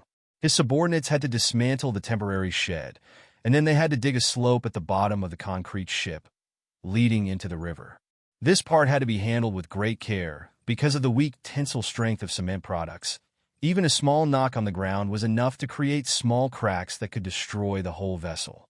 The ship was placed on top of logs, and the speed at which it slid was controlled with ropes. When everything was prepared, the workers let the wrist-thick rope slowly slide through their hands, careful so that the vessel would always be pointed in a straight line. While the workers shouted their slogan in sync, the ship slowly slid over the logs, creating a harsh sound of friction.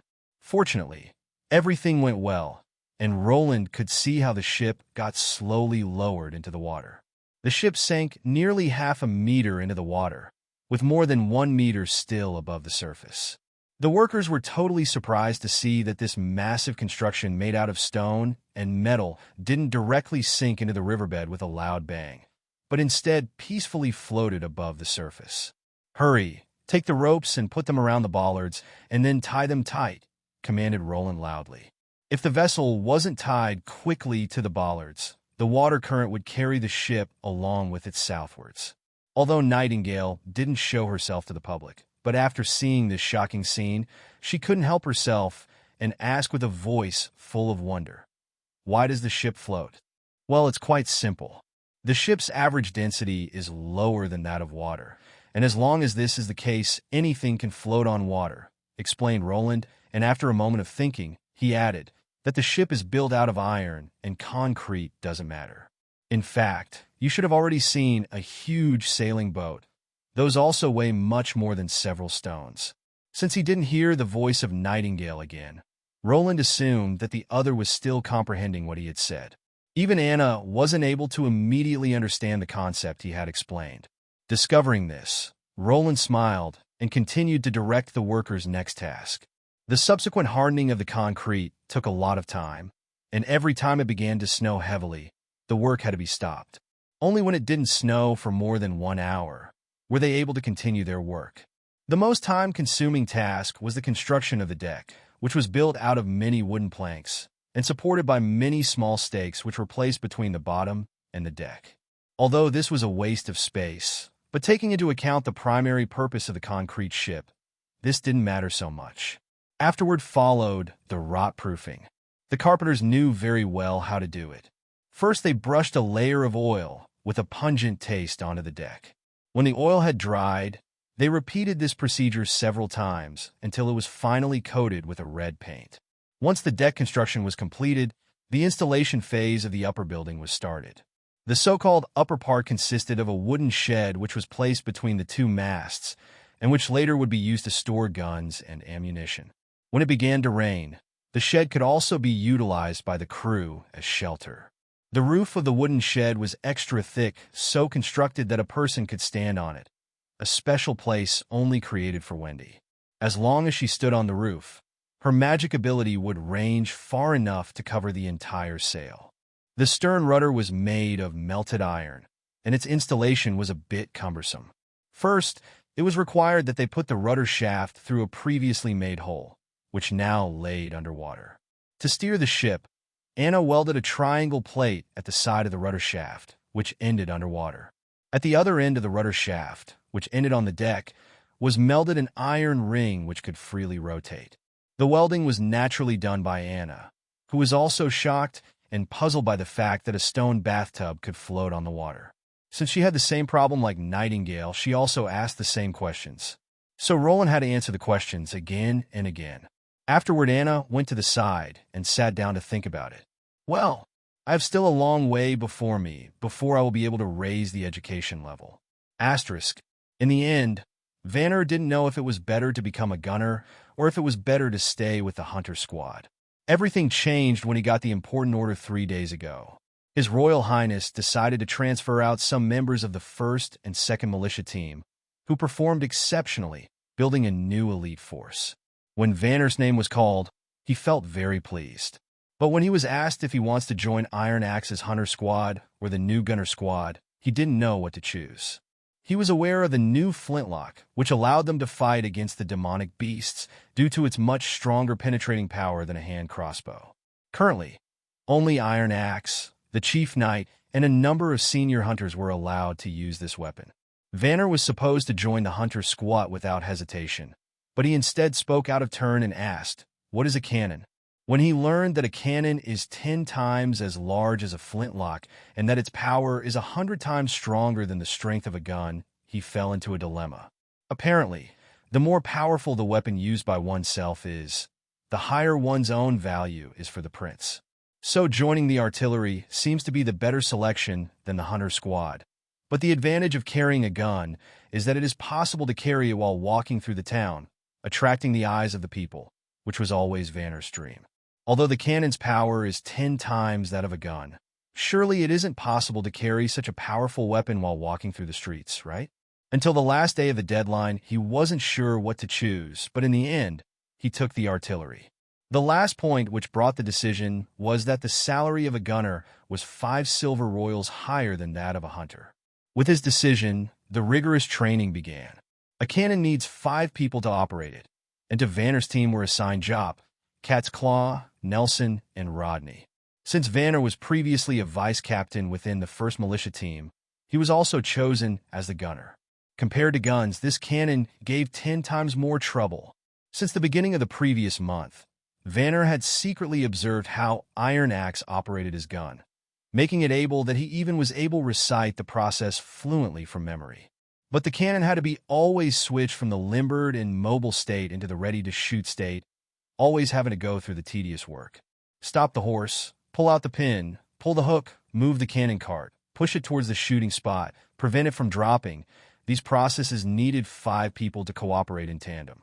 Such as when pulling the hook, the other people have to push the support cart away from the cannon, turning it from a 4-wheel vehicle into a 2-wheel vehicle, without that the cannon's barrel would drop to the ground. When the barrel is finally filled with the ammunition, it's ready to shoot. The shooting is quite similar to the gun and the cannon, but the cleanup of the cannon with its usage of 2 different mop is much more complicated. When using a gun, the ammunition can directly be put into the barrel. To start the cannon, they had to ignite the fuse, but when it's raining, it could be quite difficult to use this weapon, Savannah had thought. Fortunately, as a gunner most of the time, he had to order the others around, and so he didn't need to spend too much effort. For the first 3 days, the 4 newly selected artillery teams had only 1 cannon to train with.